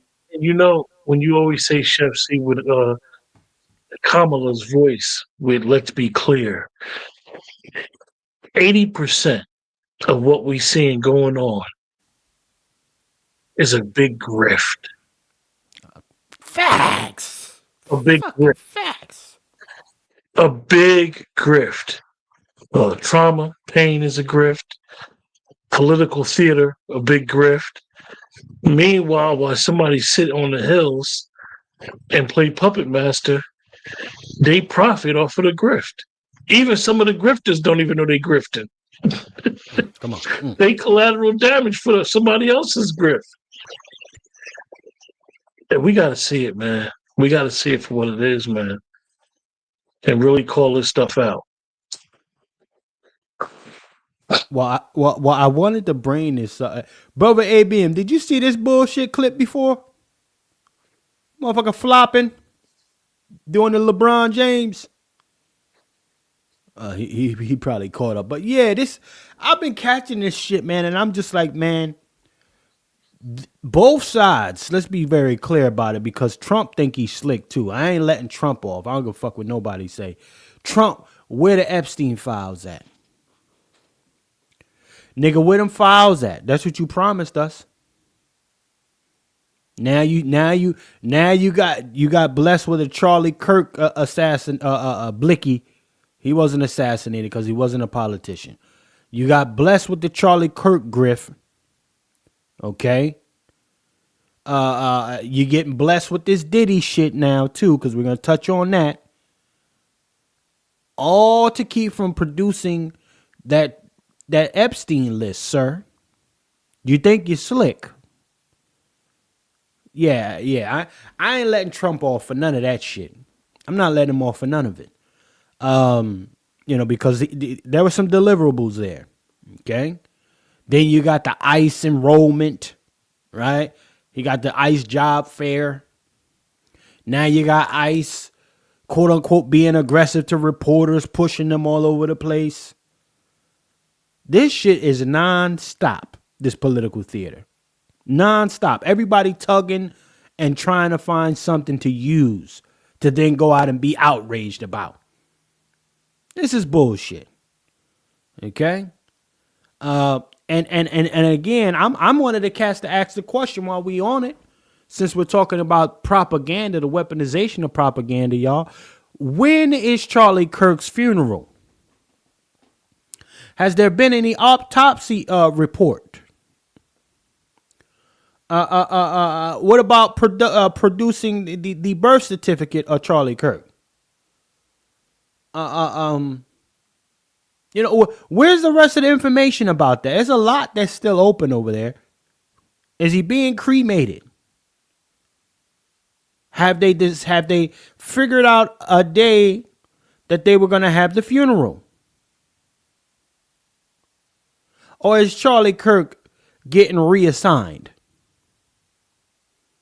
Did they fake Charlie Kirk's death? I'm inclined to think that they did. Because now they're rolling out that wife of his. Now they're ushering ultimate Karen, blue-eyed, blonde head. They got the death certificate, Brother Nico. I'm gonna call cap on that too, because that could be fudged. Yeah. Where the death certificate at? Okay? Listen, until there's anything concrete produced, I'm calling cap and they fake Charlie Kirk's death. I'm calling cap. They are making him a government asset, full blown. Full stop. He's getting reassigned. Probably some face reconstruction going on. Okay, surgery. Yeah, I don't think Charlie Kirk is packed up. I don't think he's packed up. The way they got him up out of there that quick like that. The way the blood went gushing out of his neck, but it didn't really cover the whole side of his shirt. I'm calling cap. That's right. But nevertheless, that's my stake on it. Until I see funerals and flower bringing and death certificates, I don't believe it, y'all. I don't believe it. But I'm going to go to this next clip because now ICE has arrived in Chicago, ladies and gentlemen. ICE has arrived in Chicago, and this is what I wanted to really bring up here. Okay? ICE has arrived in Chicago, but they're saying, ICE is packing the wrong people up. Okay? My understanding is ICE is packing the wrong folks up, and people are feeling some type of way about it. Okay? So let me go ahead and bring this up right here. Make sure y'all like, sharing, and subscribing, ladies and gentlemen. Make sure y'all like, sharing, and subscribing, okay? They are in Chicago right now. Folks are having a little problem here. Said that the ICE went into a Chicago neighborhood, grabbed the wrong folks. Okay? Let's see what's happening with that right here. Let's see what's happening with that right here. Fair use. Fair use, fair use. I spoke to one woman who actually lives in this building, and she says she was detained by ICE agents overnight, and she says they took everyone and then asked questions later. They just treated us like we were nothing. Patricia Fisher says she came out to the hallway of her apartment complex on the corner of 75th and South Shore Drive in her nightgown around 10 Monday night, only to find ICE agents yelling police. It was scary because I've never had a gun put in my face. They asked my name and my date of birth and asked me did I have any warrants, and I told them no, I didn't. She says she was then handcuffed and released around 3 a.m. Fisher says she was told if anyone had any kind of warrant out for them, even if it was unrelated to immigration, they would not be released. Citizen App video shows the chaotic scene overnight. Neighbors tell us there were dozens of ICE agents. Neighbors like Ebony Watson says they ducked for cover as they heard several flashbangs go off. They was terrified. The kids was crying. People was screaming. They looked very distraught. I was out there crying when I seen the little girl come around the corner. Because they was bringing the kids out too. Had them zip tied to each other. That's all I kept asking. Where's the morality? Where's the human?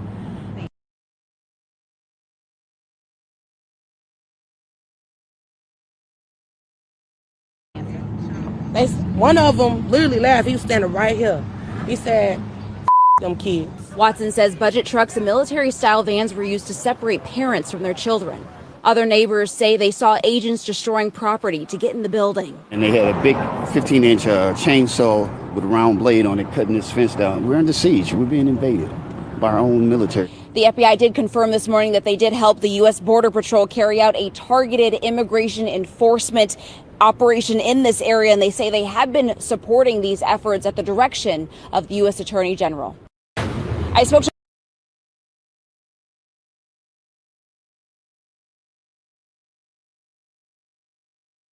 Let's go to Brother Q on this one, man. Q, talk to me, man. They're saying that they're telling me that the ICE thing is being used to actually invade and take advantage of actual citizens there. What say you?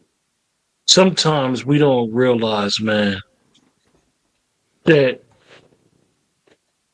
if you don't check yourselves, others will have to come liberate you from occupying forces. Come on. These people knew that the federal government was coming in there. A lot of people been asking for it. The president said the last time he was in office, he was going to send them there. A bunch of entertainers and celebrities begged him not to. When they come in anywhere, when housing projects, and this is what bothers me about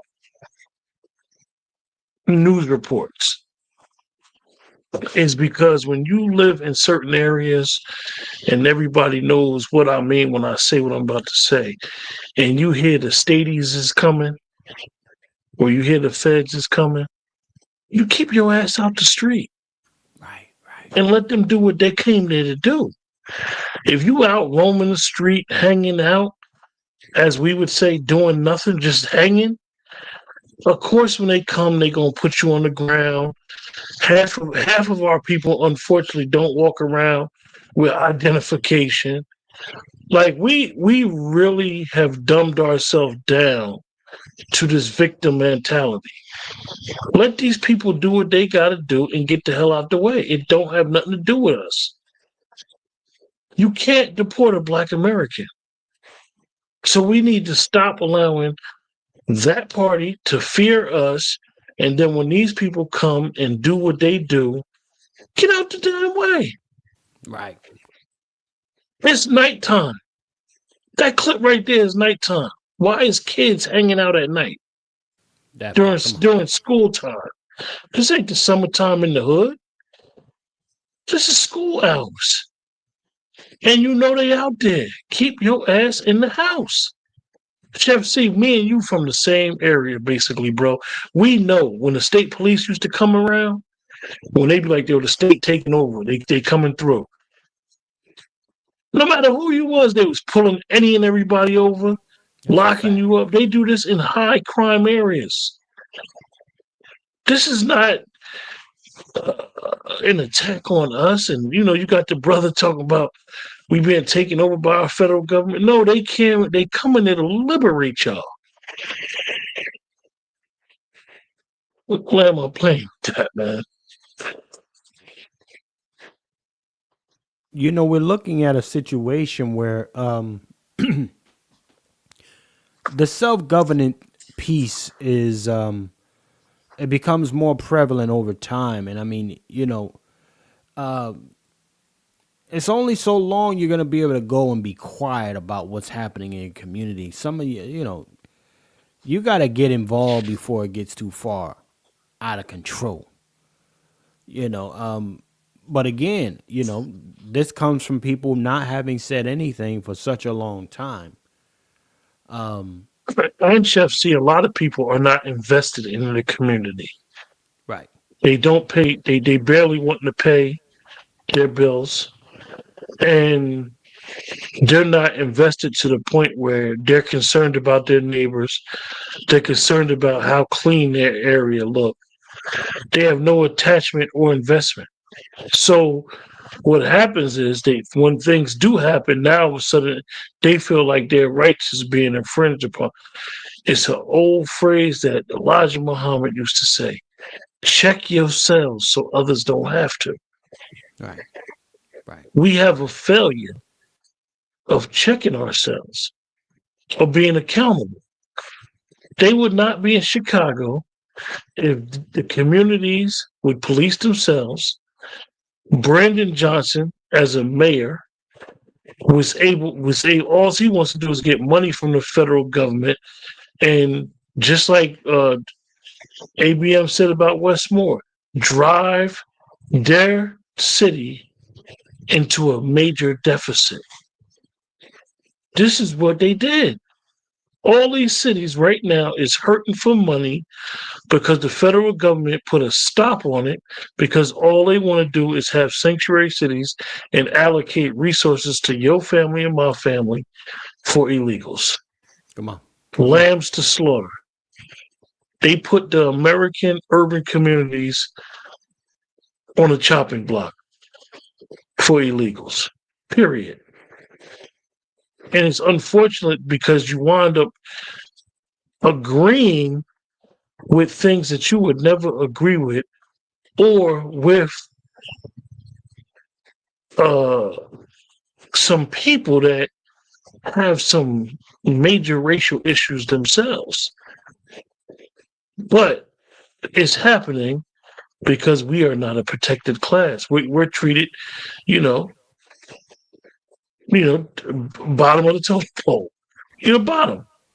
That part. And you know what? And that's my thing, man. That's for a long time we cats relished in the second class citizen title. Well, we don't even qualify for that anymore.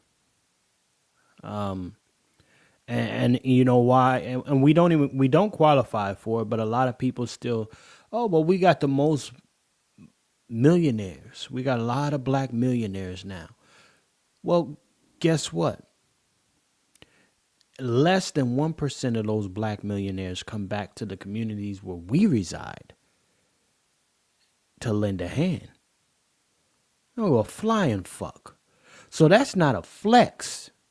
I would love people to stop fucking saying that shit. It's not a flex to say we got a lot of black millionaires. They don't come back. It's the stupid shit like that motherfucker, like, we get hyped off of it. It don't mean nothing to the condition of the communities or the lack thereof, because they're virtually non-existent now. Okay? Not virtually, but damn near non-existent. There isn't many black American communities, north, south, east, or west, anymore. Shit. Q, it has been, Q, check this out. For me, I'm 40, right? I just turned 40. And for me, it has been 30 plus years since I, in this northern New Jersey, New York area, tri-state area, haven't been able to go to a black American owned corner store. 30 plus years, bro. I don't know where the fuck. I don't even know where any are at this stage. We don't own a lot of shit anymore. We may do business with things, but we don't own a lot of shit anymore. Let alone be the head of any particular industry at all. Any industry, not a company, but an industry. It's very different. So, brother ABM, man, what say you about this, man? You up to speed with this clip here? Yeah, I'm up to speed with it. Excuse me. First of all, I'm calling Cap, man, because where's the videos? Right, come on. Where's the videos of all the kids zip tied and they walking? And I ain't buying that shit, man. Somebody probably paid Shorty to say that. Where's the videos? Everybody got, you pull your phones out any other time. Where's the videos of this woman being handcuffed and detained in her nightgown and shit? Where's all the videos at, man? All of this chaos going on in the projects and nobody, not one single person pulled their phone out. That's bullshit. I don't buy it. This is propaganda for the Democrats. But you know, let's face it, this is Chicago. Chicago is a stronghold for basically the headquarters of the NOI. Am I correct? That part. Come on. That part. And, you know, I'm not a NOI member, nor am I a Muslim, but, you know, I agree with a lot that Elijah Muhammad used to say. I agree with a lot of what Farrakhan has to say. Didn't they try to tell you niggas years ago? What's that famous quote from Elijah Muhammad? Do for self. Come on. If you niggas did for self, you wouldn't have this problem. You talk about security in the community and shit, you got the NOI right there. Why the NOI not security? Because black people don't appreciate shit. That's why. The white man has not put their golden stamp on the NOI, so therefore you don't fuck with them. Yeah, sure, Farrakhan will come out every couple years, niggas clap.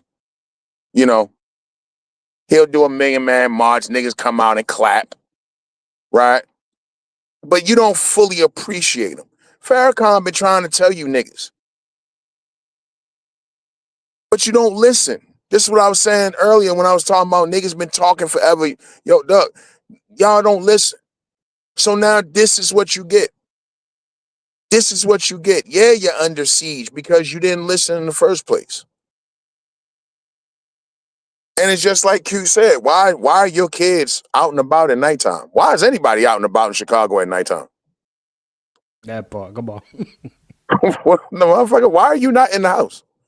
Shorty talking about she came outside on a nightgown. What the fuck you come outside for? You should have stayed your ass in the... Nigga, lock your door and sit your ass down somewhere. What you poking your head out the door for?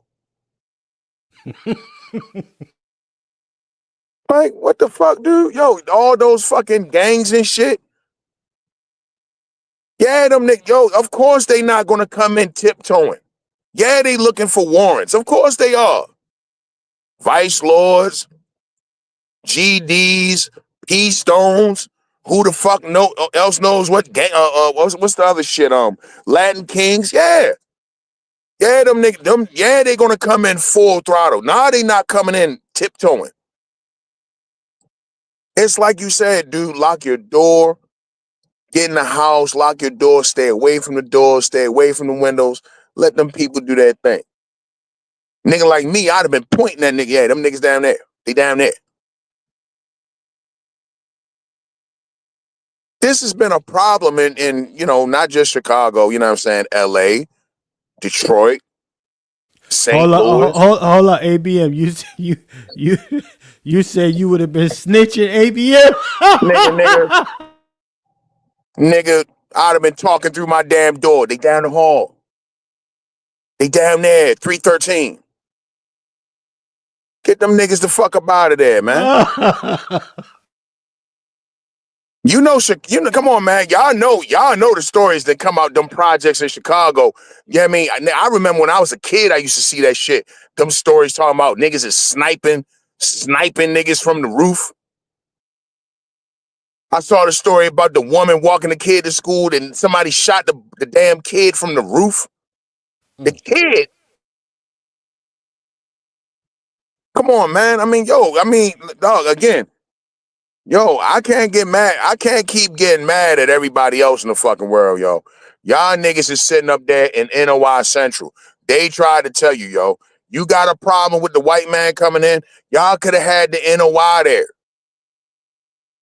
But you didn't want to listen to them. And let's be real. What's the reason why you didn't want to listen to Farrakhan and them? Because Farrakhan would have told you stop selling drugs. Farrakhan would have told you stop gangbanging. You didn't want to listen. Nah, we wanna bang. Nah, we wanna get high. Come on. Nah, we wanna do ratchet shit. Nah, we wanna twerk. We don't wanna hear all that. Okay, great. So now this is what you get. Now the white man gonna come in and check that ass. Y'all had every opportunity to clean that shit up yourselves. The first time Trump was in office, Trump was talking about, know what I mean, getting rid of the illegals. Nah, what you niggas do? Y'all niggas went and voted for Biden. Now when Trump gets back and now he's sending in the ICE people to come get the illegals that y'all let infiltrate y'all hoods, all this shit niggas want to talk about the hood and y'all niggas getting street names tattooed on you and all that shit. You let these people come in and infiltrate your communities. Now the white man got to do what they got to do to follow their mandate. Get these, because this is what the country voted for, by the way. Trump kicked ass in the election. So now they got to come in. They got to come into your little projects and they got to do what they got to do. And now y'all niggas mad. You can't have it both ways, black people. Where's the accountability in the fucking black community? The same old shit. Woe is me. I've been hearing this shit since I was a child, man. But yet all of these niggas, you know what I mean? They swear by Malcolm X. They swear by Malcolm X. Well, hey, Malcolm tried to tell you. Get your fucking shit together, but y'all niggas didn't want to get your shit together. All right, cool. But look, here's the bright side. Before I land, here's the bright side of all this. The bright side is that coming soon, all of these projects is going to be a thing of the past. Okay, because if Democrats ever get back in the White House, your welfare ain't coming back. I hope niggas know that. So now all of this rent voucher welfare shit is about to be a thing in the past. There's going to be no need for project buildings. They're going to tear these shits down and they're going to put up condos. It's going to be more gentrification. And you better damn well know, once the white folks get in there, they not going to have these problems. And you niggas going to be priced out. And then them same illegals that you niggas cap for, that you niggas put on the cape for, they gonna be the new landlords. Hey, ABM. Biden told them that, but niggas ain't listen. Hey, Chef, check this out, yo. Before I land, listen here, bro. Black people across America are gonna wish, they're gonna miss the days when their landlord was a white man. These Hispanics, these Indians, they not gonna play with you. You're gonna miss at least a white man to treat you fair. These Hispanics and Indians, yo, they'll just kick your dumb ass right on out. You're gonna miss the days when the landlord was a white man. And you got nobody to blame but yourselves because you don't fucking listen. You don't believe in controlling the economics and the politics of your fucking communities. All you niggas want to do is buy Jordans and fucking iPhones and rap and twerk. Everybody else gets property, gets business. And this is the result of it. This is the result of you Negroes never wanting to have power. You think power is putting some black Democrat in office. So this is what you get. And there's more to come. I'll land. Thank you. Man, this nigga ABM. ABM ain't playing with cats, man. Salute to our brother ABM, man. Listen, we're going to get ready to get to our last subject matter for today, man. Salute to everybody that has stuck in here with us.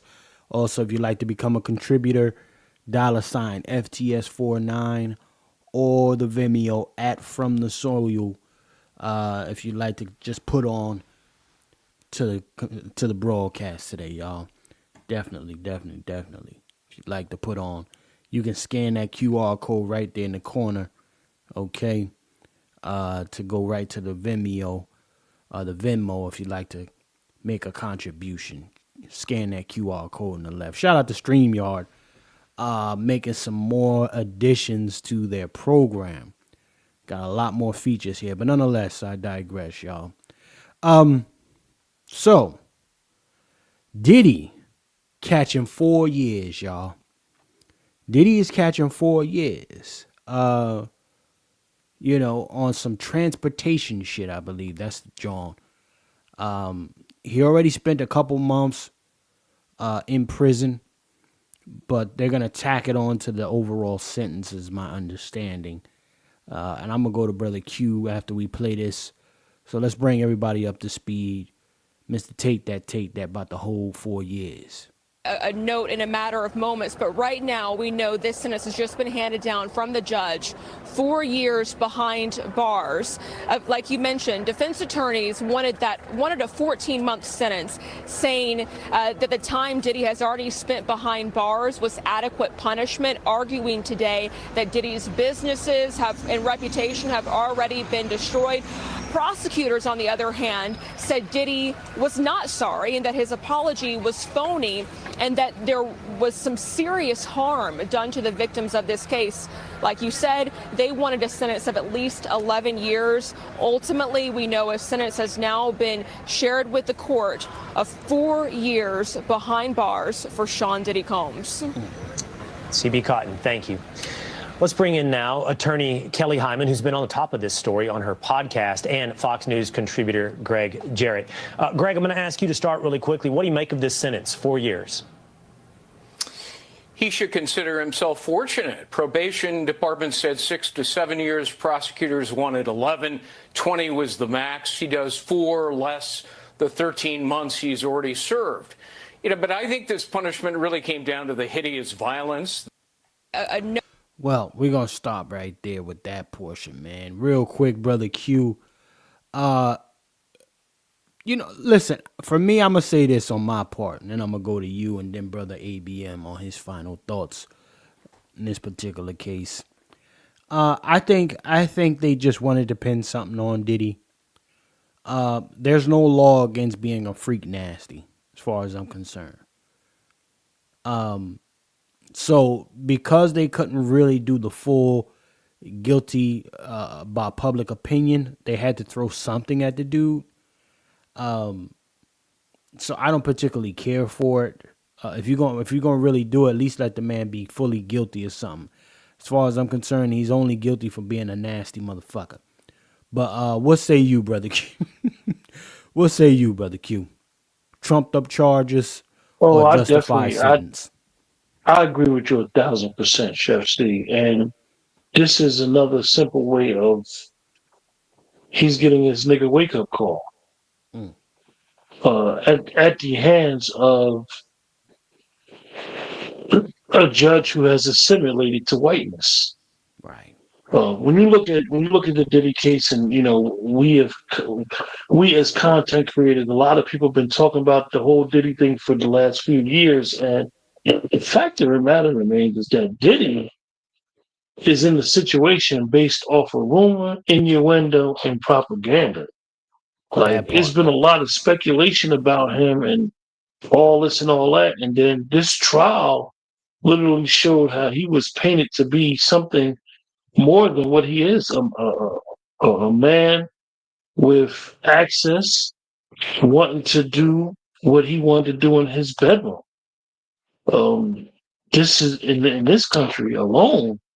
Some of the stuff that he was doing is laughable that he was even charged with.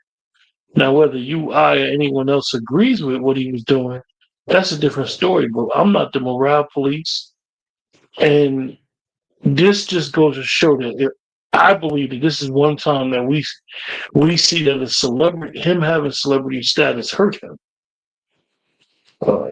And it's kind of crazy that he is going to do this amount of time for what he's doing. The violence and all that has nothing to do with sentencing because he was not charged with that. He was not convicted of beating her.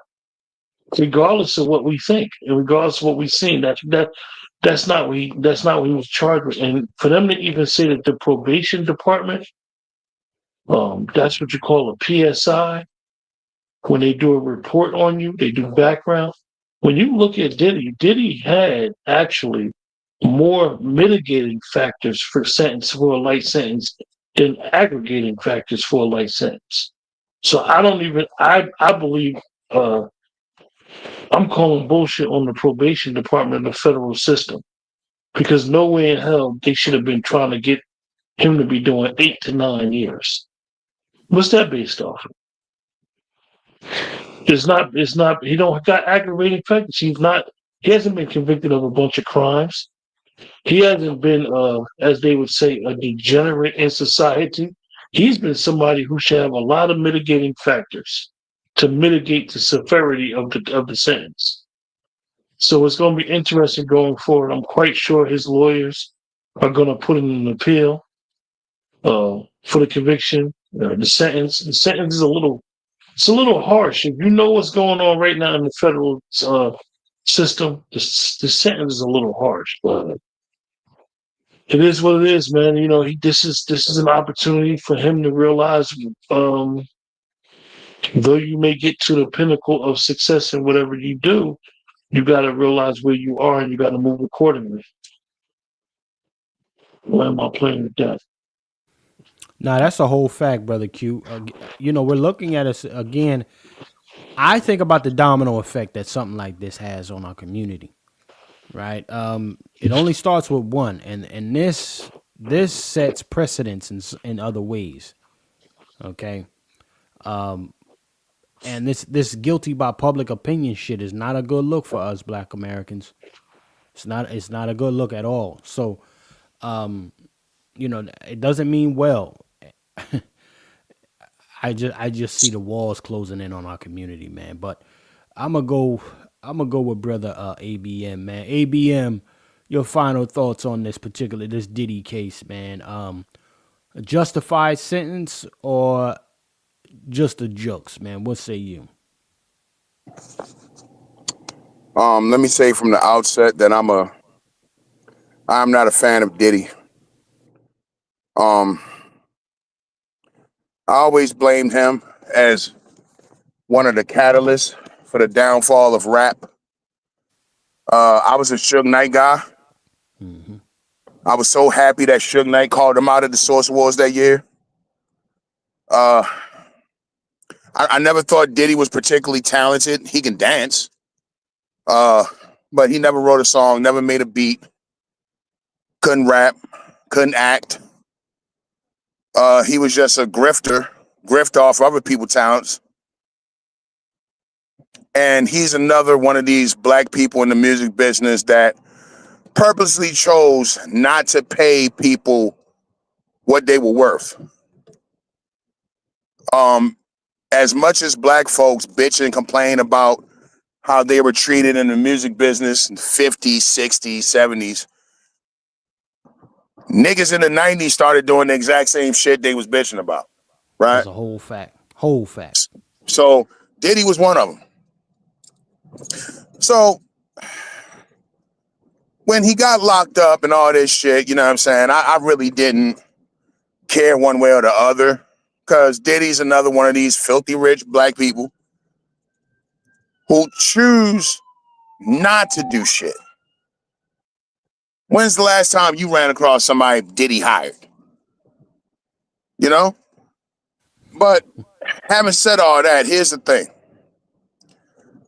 I don't even know what the hell he did wrong with this. I was thinking about this earlier, and I'm like, what the hell was the crime? He bought prostitutes from out of state? And I mean, somebody let me know. Because nobody was injured. Nobody was kidnapped. It sounds like people were paid and everybody agreed and, you know, everybody had fun at the freak-offs and all that. So exactly what was the crime again? You're sitting here telling a adult, multi-millionaire, many times over millionaire, what he's allowed to do, how he transports his hoes. You can't put your hoes on a fucking plane and fly them in to engage in sex activities in the privacy of your own fucking home. Am I hearing this correctly? This is weird. And if he's wrong for this, well, then where's the other people that was doing it? Where's everybody else going to jail? The people that took part in it.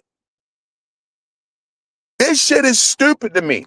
And again, I got to go in on black folks because you know how we do in the black community, where on the one hand, we talk about how we hate white supremacy, but then on the other hand, we cheer every time we see some black man celebrity go down. Come on. I don't understand why niggas don't see how dangerous this is, because I'm looking at it like this. When Tyrone meets some chick online and he's sliding them DMs and he gets friendly with this broad, and next thing you know, he's saying, hey, I'll fly you out. And he cash apps her that money for that ticket and she flies out. And they bang. And then, you know what I mean, 6 months down the road, you piss her off. She can go to the cops and say you trafficked her. This is extremely dangerous. I don't like this. This don't have nothing to do with how I feel about Diddy personally, whether you like his music. He kicked Cassie up the ass on that video and all that. Doug, this don't have nothing to do with that. This is some weird, and I'm not going to go into all the conspiracy theory crap. I'm just saying, this is a very strange and very dangerous overreach of government in our fucking homes. This reminds me of the Mann Act and Jack Johnson. Come on. For all y'all that don't know, Jack Johnson, the first black man to win the heavyweight championship boxing in America. What year was that? 1913, was it? And they couldn't find a white man to beat him, so these niggas made up a whole ass law. It's illegal to transport white women across state lines, and that's the only way they could get the belt off Jack Johnson. That's what this sounds like to me. Again, for all y'all niggas that's clapping about this, you develop some weird hatred for Diddy, whether justifiably so or not. You can't have it both ways. You can't complain about white supremacy and then clap for this shit right here. Come on. This don't have nothing to do with Diddy cheating people out of money. He wasn't charged with kicking Cassie up her ass. He's being sentenced to prison for essentially just buying prostitutes. I don't get it. Basically doing what any rich man does. I don't know, man. This is crazy. This is crazy, and it's scary. So you young men out there, you better be careful about the flyouts. Serious. I'm not even bullshitting. You better be careful about them flyouts, bro. You might want to be the one hopping on the plane moving forward. Because you fly her out and then you piss her off, she can go and say you trafficked her, bro. And you're going to be sounding just like Diddy. You're going to be saying, hey, what did I do wrong here? And they're going to hit you with the same shit. Well, you know, hey, you can't be flying hoes from out of state. And again, if I'm wrong, if I'm misconstruing this, somebody please correct me, because I've been struggling with this since day one. I've never understood exactly what the fuck was the crime. Regardless of how you feel about me personally as a man, I don't want to hear too much about another man's sexual exploits. So I purposely stayed away from the news about the case and all that. But from from the little bits and pieces of information that I've heard, I didn't hear nothing about nobody was kidnapped and nobody was held against their will. Sounds like everybody was willing participants. And it don't matter what kind of weird sex shit he's into. The government has no business that deep in your fucking life. Now I land right there. Hey, salute to that, brother ABM, because that's where my position came from. Pause. You know, I think of the future impact something like this sentence sets precedent for, right? And quite frankly, if you're gonna pack Diddy up off of this, you need to dig Hugh Hefner the fuck up, dig him up, and pack him up for the same thing. See, y'all, they allowed that motherfucker to walk around Playboy, Mr. Playboy Mansion, all of this shit, fly chicks in. They become Playboy bunnies. How is that different than what Diddy was doing? So, it's a bunch of other stuff that's really just it's a bunch of phony shit. So that's why I say, you know what, I don't like the precedents that this sets. And quite frankly, free Diddy. Yeah, I'll go free Diddy. I think this is a bullshit, trumped up charge. If you got to charge him for something else. If not, you need to go and holler at all of the folks that was even at the Epstein parties. You got to holler at all of them, because that's essentially the same thing. You need to go holler at Leonardo DiCaprio. Okay? You need to holler at Jada Pinkett Smith and all of them, because they be having a freak nasty shit at their crib. Okay?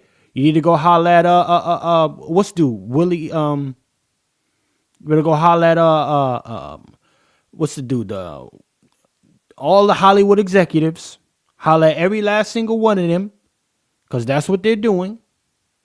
That casting couch is infamous for a reason. Okay? You better go holler at Tom Cruise. Get all of these folks if this is what you're doing. There's a whole bunch of freak nasty people flying people in, doing all types of extra wild shit. So it's just about keeping the same energy for me. And all of the black women who like to talk shit about Diddy and the rest of black men, because I'm sure TikTok and everybody going to be going off and all that shit. When you bitches go to Jamaica to get rammed out by Jamaican dudes, when y'all on the raft out in the water and the Jamaican nigga rubbing that white shit on you, right? And then he give you a happy ending. Yeah, you bitches too. Y'all are hypocrites. That's who I got the biggest problem with in all this shit, because you can see the feminists coming from a mile away on this one. They're going to be doing all types of clapping and cheering about this and exactly what the fuck did he did wrong. But again, with black people, common sense, logic, facts never fucking matter. So if you got a problem with Diddy, then goddamn it, I'm going to start talking about all of you broads who like to go to Jamaica to get some Jamaican wood. Everybody still got their groove back, man. Straight like that. I'm going in, yo, because this is bullshit. This is bullshit. I'm sorry to interrupt. Nah, I mean, it's just what it is, man. But I'm going to get ready to wrap this thing down. I wanted to really just bring this to everybody's attention. Let everybody come up with their own situation on how they look at the particular the case here. But that's really what it is. I'm honestly free Diddy. I don't think it's substantial enough. I don't think they charged the man for the right thing or things. This appears to be a mistrial in my eyes. Because I think they missed the ball on some shit that they really should have attempted to try him for. Although Cassie, while having come out last week talking about she fears retribution or retaliation from Diddy, you were just a bigger villain as he was. They got a recording of her talking about she was gonna kill one of the dudes that used to pipe her down that she really liked, but he didn't want to show up no more. Facts. So now we just not even gonna forget it. Don't even worry about Cassie now. Like it's the selectivity of it all for me.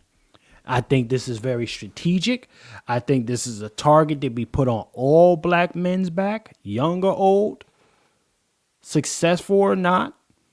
And I have to second you, brother ABM, when you say instead of getting having a chick flued in, you better fly yourself out. Fly yourself out, fellas. For all y'all that's still in them streets, dealing with these breezies. Now it's getting to the point, right? For cats that been on the dating scene, you know, they tread extremely careful because a chick could easily say, oh, he's harassing her. So now a lot of dudes are like not even hollering at females because a chick can claim sexual harassment off a GP. So now you add this caveat to it. You add this on top of it now. Fly a chick in. Shout out to Drake.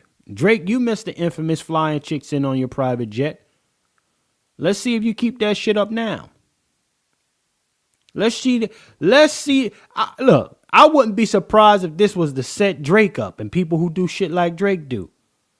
Fly these low-level chicks out, social media people, bring them to their little compound, dick them down, and fly them back out. Well, you can get it. You got a Diddy charge waiting to come for you. This is be the Diddy Act. No point intended. So I'm going to get ready to lock this thing down, man. Any last words from you, brother ABM? And then I'm going to go to my brother Q and get ready to shut this thing out. Yeah, I'm going to wrap it up with a shameless plug, if you don't mind. Go to the channel. My channel is called Thinking Out Loud. I just comment on, things that I'm just seeing out here in the media and shit like that.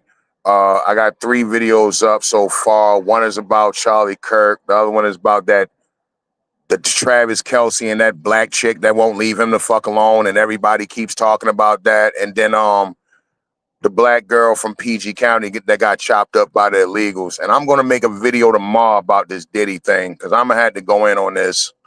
I try not to do the celebrity worship shit, but I got to go in on this because, like I said, this is dangerous for the young cats that like to do the flyouts and all that kind of stuff. Salute to our brother Dr. Short. You know what I mean? Keep Dr. Short in your prayers. Hit his Cash App if you can. Support the channel. Support the patriarchy. And everybody enjoy the weekend, man. We holler at you next time. Thanks, Chef Seed. Thanks, Q, for letting me speak tonight. Peace out, brother ABM, man. Brother ABM, next time you gotta drop that link to your channel, man, in the chat or on my private chat. I'll share that. The channel was called Thinking Out Loud on YouTube, right? Yes, sir. Okay, yeah, y'all. Make sure if you can, Thinking Out Loud on YouTube is my brother ABM's new channel. Probably will be initially a little difficult to find it, but as we bring him on a little bit more with Pat Talk, we'll be able to streamline that so it's easier for you to find. So salute to our brother ABM also for becoming a sponsor of today's broadcast with my sister Star. I appreciate you, man. And we're going to catch you on the next one. Brother Q, man, salute, sir. Any final words and anything we can expect from you next week, man? I know you and Sister Azima been kicking it up. Most definitely, man. Sister Azima will be starting Tuesday. We'll be touching on the origins of and the causes of fascism. We'll be discussing fascism and understanding how fascism, Marxism, and capitalism is part of the fabric of this country. But anyway, to wrap up the Diddy point is to say economics, education, entertainment, labor, politics, war, sex, religion, and law. These are the 9 areas of racism and white supremacy by Dr. Franz Chris Wilson. Pay attention, folks. With that, I'm gonna land my plane. Brother Q with the motherfucking dropper, man. Salute to Brother Q. Yes, indeed. Yes, indeed, Brother Q. Shout out to him for that one, man. Look, I want to say this to everyone, ladies and gentlemen. If y'all haven't been following my brother Q, Let's Talk 2, him and Sister Azima, they've been doing a phenomenal piece on that Jekyll Island piece. They've been holding that down. Go check that shit out. That shit was fly. You know, Sister Azima is a very knowledgeable sister. Brother Q, they have a very good dynamic over there. But this latest piece that they've been doing, with the Jekyll Island piece, very fire, super fly, yo. If anybody know about that Federal Reserve history and all of that, you'll get some game from that particular piece that they've been covering. I think they got part 1, 2, and a 3. I think I just saw part 1 and 2 that they touched on, but man, it's full of knowledge, full of game over there, and some very grounded history if you want to understand what Jekyll Island was all about. Okay, so definitely go check them out. My brother Q, Let's Talk 2, ladies and gentlemen. Now, let me get ready to wrap this thing down, ladies and gentlemen. I want to thank all of y'all for definitely checking in with me and letting us do what we need to do here to bring this particular broadcast to you the way we like to bring it to you, man. This was a great one, and I want to appreciate everybody that stayed here with us as long as you have. Man, in a system such as this, you got to always find ways to be a lot more productive. And when I say productive, it's mostly about keeping your head on a swivel. All types of shit is happening, man. This ICE thing is being weaponized. Sentences and laws are being ushered in to really get you off of your square. We're watching the walls crash in on our people here. And I think it is necessary for all of you to really be up to speed and in tune with what is happening. You can't just go around here being some deer in the headlight type of folks, because the goalpost keeps getting moved. Not only are you being displaced, but now they sending them dogs on you. Are you prepared? Right?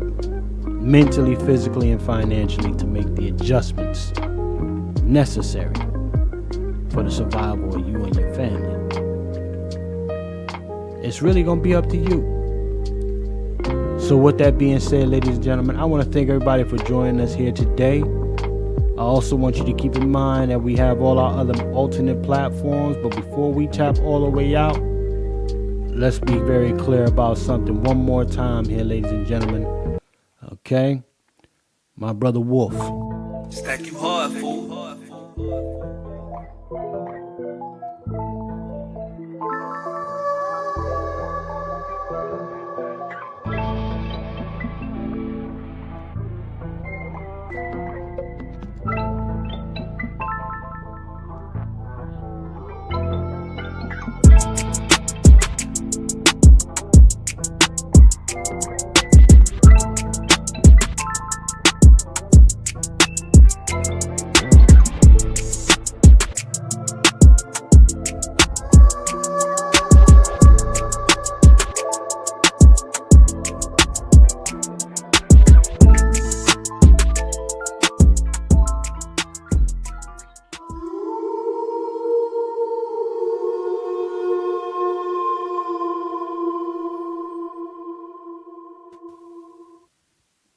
Remember, ladies and gentlemen, for all your firearms needs, definitely go hit my brother up.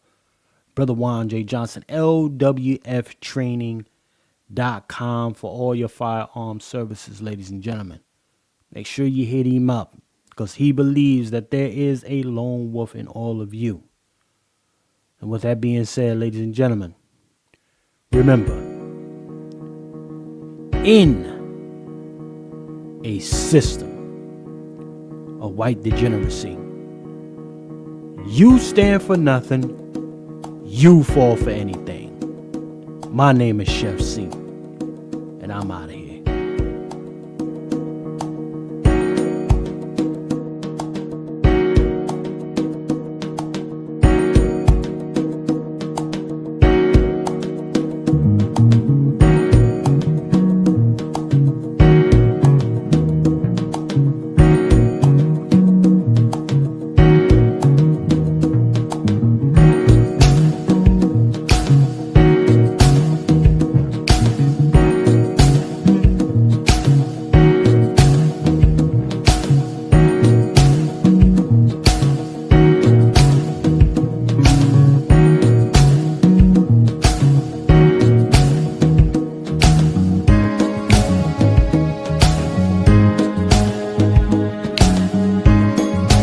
Scared to death Negroes are my enemy.